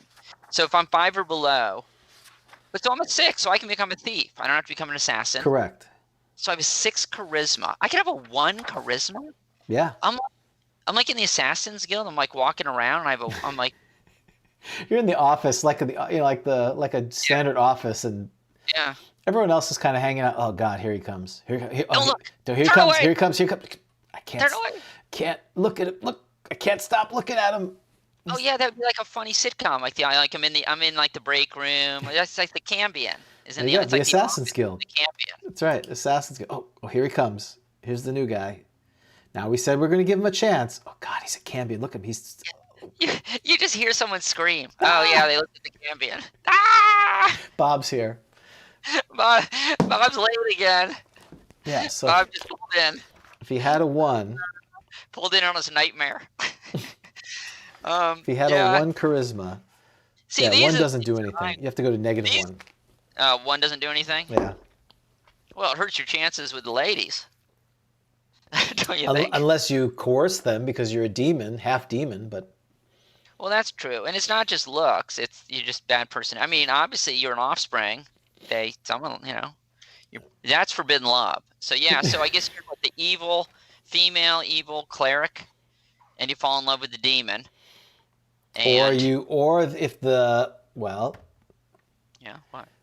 Or if the demon, the Cambion, is the offspring of a powerful demon lord, and you want the favor of the demon lord, I'm saying. Wait, what are you saying? You said there's a high priestess or a powerful wizard. Oh, you saying I'm trading? I didn't say that. I said, we said, what would how is this Cambion with 1 charisma? I'll carry your baby. Oh. I don't know, but that's a Hallmark special. That is Hallmark. You want to write a dark adventure. There you go. And then I fall in love with my little baby, my little demon baby. Rosemary's Baby. There you go. Right. A Rosie's Baby. Right. Wasn't there a song, I Fell in Love with the Little Demon? I'm sure it was. I fell in love with the little demon. It sounds right. That's right. I fell in love with a little demon. And so then I have a demon baby. And okay. Yeah, I kind of like this Cambion. So what I would do, though, is I would give the Cambion some additional attributes that are similar to the attributes of the demon parent, which could be father, could be mother, too, right? We don't know that, right? So I would give attributes, don't you think? Like if your Orcus is... So wait, so Orcus has kids? In theory, yes. Wait, Jublex has kids? In theory, yes. How did that happen? That's got to be injection. Don't you think? That's gotta be at the clinic, don't you think? Yeah, that's so bad. With Jublex? That's like IVR, a demonic IVR clinic. Wow. Yeah, you gotta spend the night with Jublex. Okay. Which way? In here. All right. That's so horrible. That's so wrong. But so wait, Jublex has kids? You think? Any of them could have kids, in theory. Because they're Cambions. Yeah, it's all it says is when a demon mates with a human, a cambion is always the result. Okay. So son of Jublix. But Awesome. a succubus, if mates with a human, an alu demon, which is the thing on page whatever I said, 34. Let me just say before we move on, and you're right, we need to move on because by this rate you're going to miss the Super Bowl. But I think that I see like a cambion that is the son or daughter of Jubilex would be awesome. That would be an awesome baddie, right? And he's got kind of like some. He's got gelatinous skin. It's kind of skin that makes your skin crawl. Right. Oh yeah. Let me roll. Hang on. His crit is gonna be bad. Let me roll. That's 5 actually, not bad for son of Jubilex. Son of Jubilex. Okay. Well, what's this other thing you talk of? So alu demon, page 35, which I thought is also interesting. Okay. They're the offspring of mating of succubi and humans. They are always female.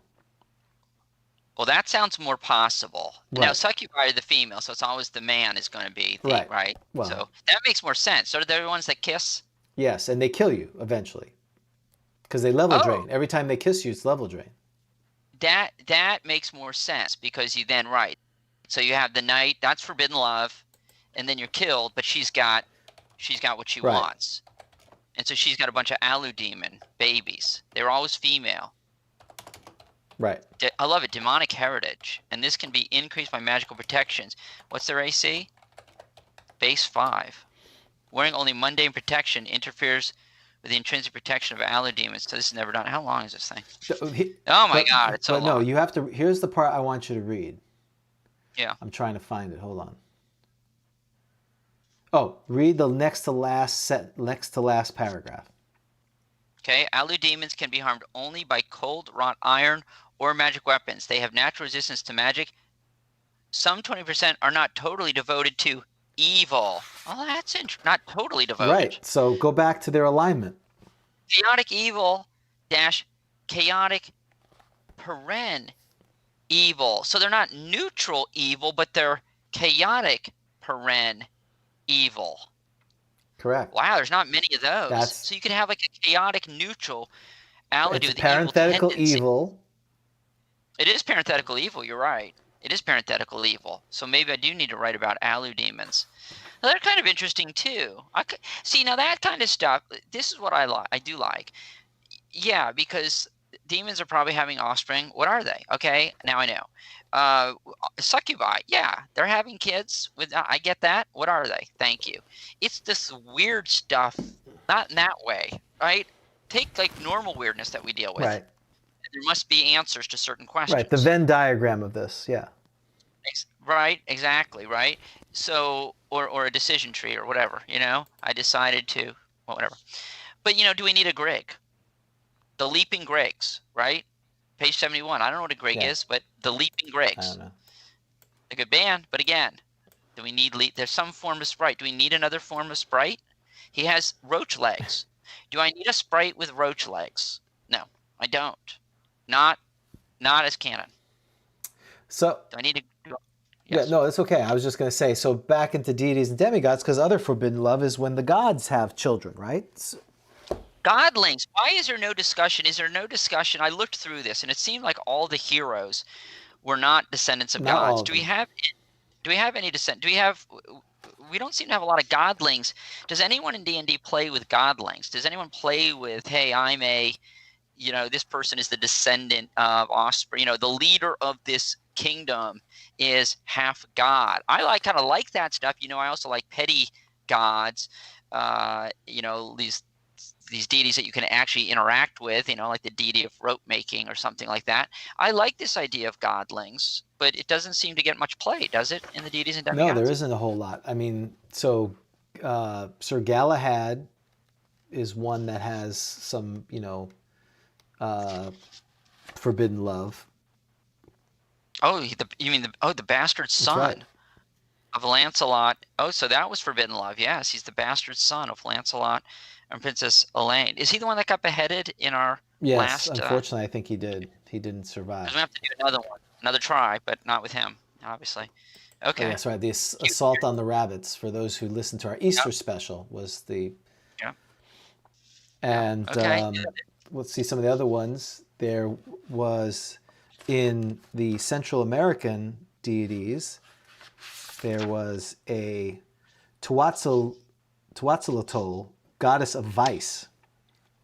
And that's on page 36 of the deities and demigods. A nice picture from DSL, which I think people were commenting that a lot of Darlene's pictures back in the day didn't have, people didn't have pants on, which is always funny. But she... Like the gnome pic. Right, which is what I thought that creature we were going to be attacked by. Because notice what it says. When this goddess is under stress, rushed, or being attacked, she appears as an incredible monster with a humanoid body, demonic face with fangs and blaring eyes. Got it. But it wasn't, so that's okay. So that's all right. So she's vice. So that's right. And then we have the Greek gods, which we kind of did, which was super cool, thanks to Carlos. And then the last one I read while I was doing the research is the Sumerian god, which is very interesting. There's one of the Bane Sumerian gods, which eventually becomes Ishtar, is this god Inanna, and she is a very famous deity. And she's the goddess of war and goddess of love. Well, and let's not forget, I mean, there's things like Ettins. Aren't Ettins forbidden love? Ettins or some of the... What's an Ettin a combination of? Isn't an Ettin a combination of something? I don't remember. Oh, maybe that... No, there's trolls in the Fiend Folio. Oh, the two-headed troll. Right, and a troll. Right? And a troll, that's what I'm thinking of. Yeah, so that's in the Fiend. That's in the Fiend Folio. Yep. So it's so the Ettin and yes, an Ettin troll crossbreed. Do we have any other crossbreeds? So we have the giant two-headed. We should have talked about that first. Agrillion. The Agrillion. That's right. The Agrillion, the ogre, orc. Indeed. Well, in the troll section, I think there's a few of them that are hybrids. Well, there's a giant troll. Giant troll. Yep. Boy, trolls are getting around, aren't they? Mm-hmm.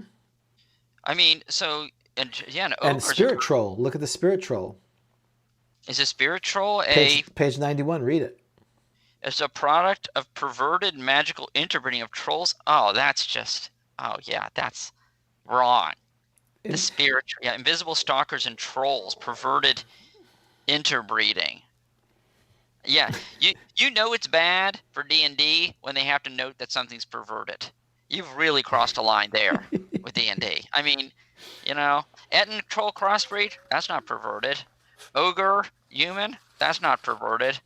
But once you start breeding trolls and invisible stalkers, yeah, that's good. That should be a category in Jeopardy, I think. Don't you think? Forbidden love.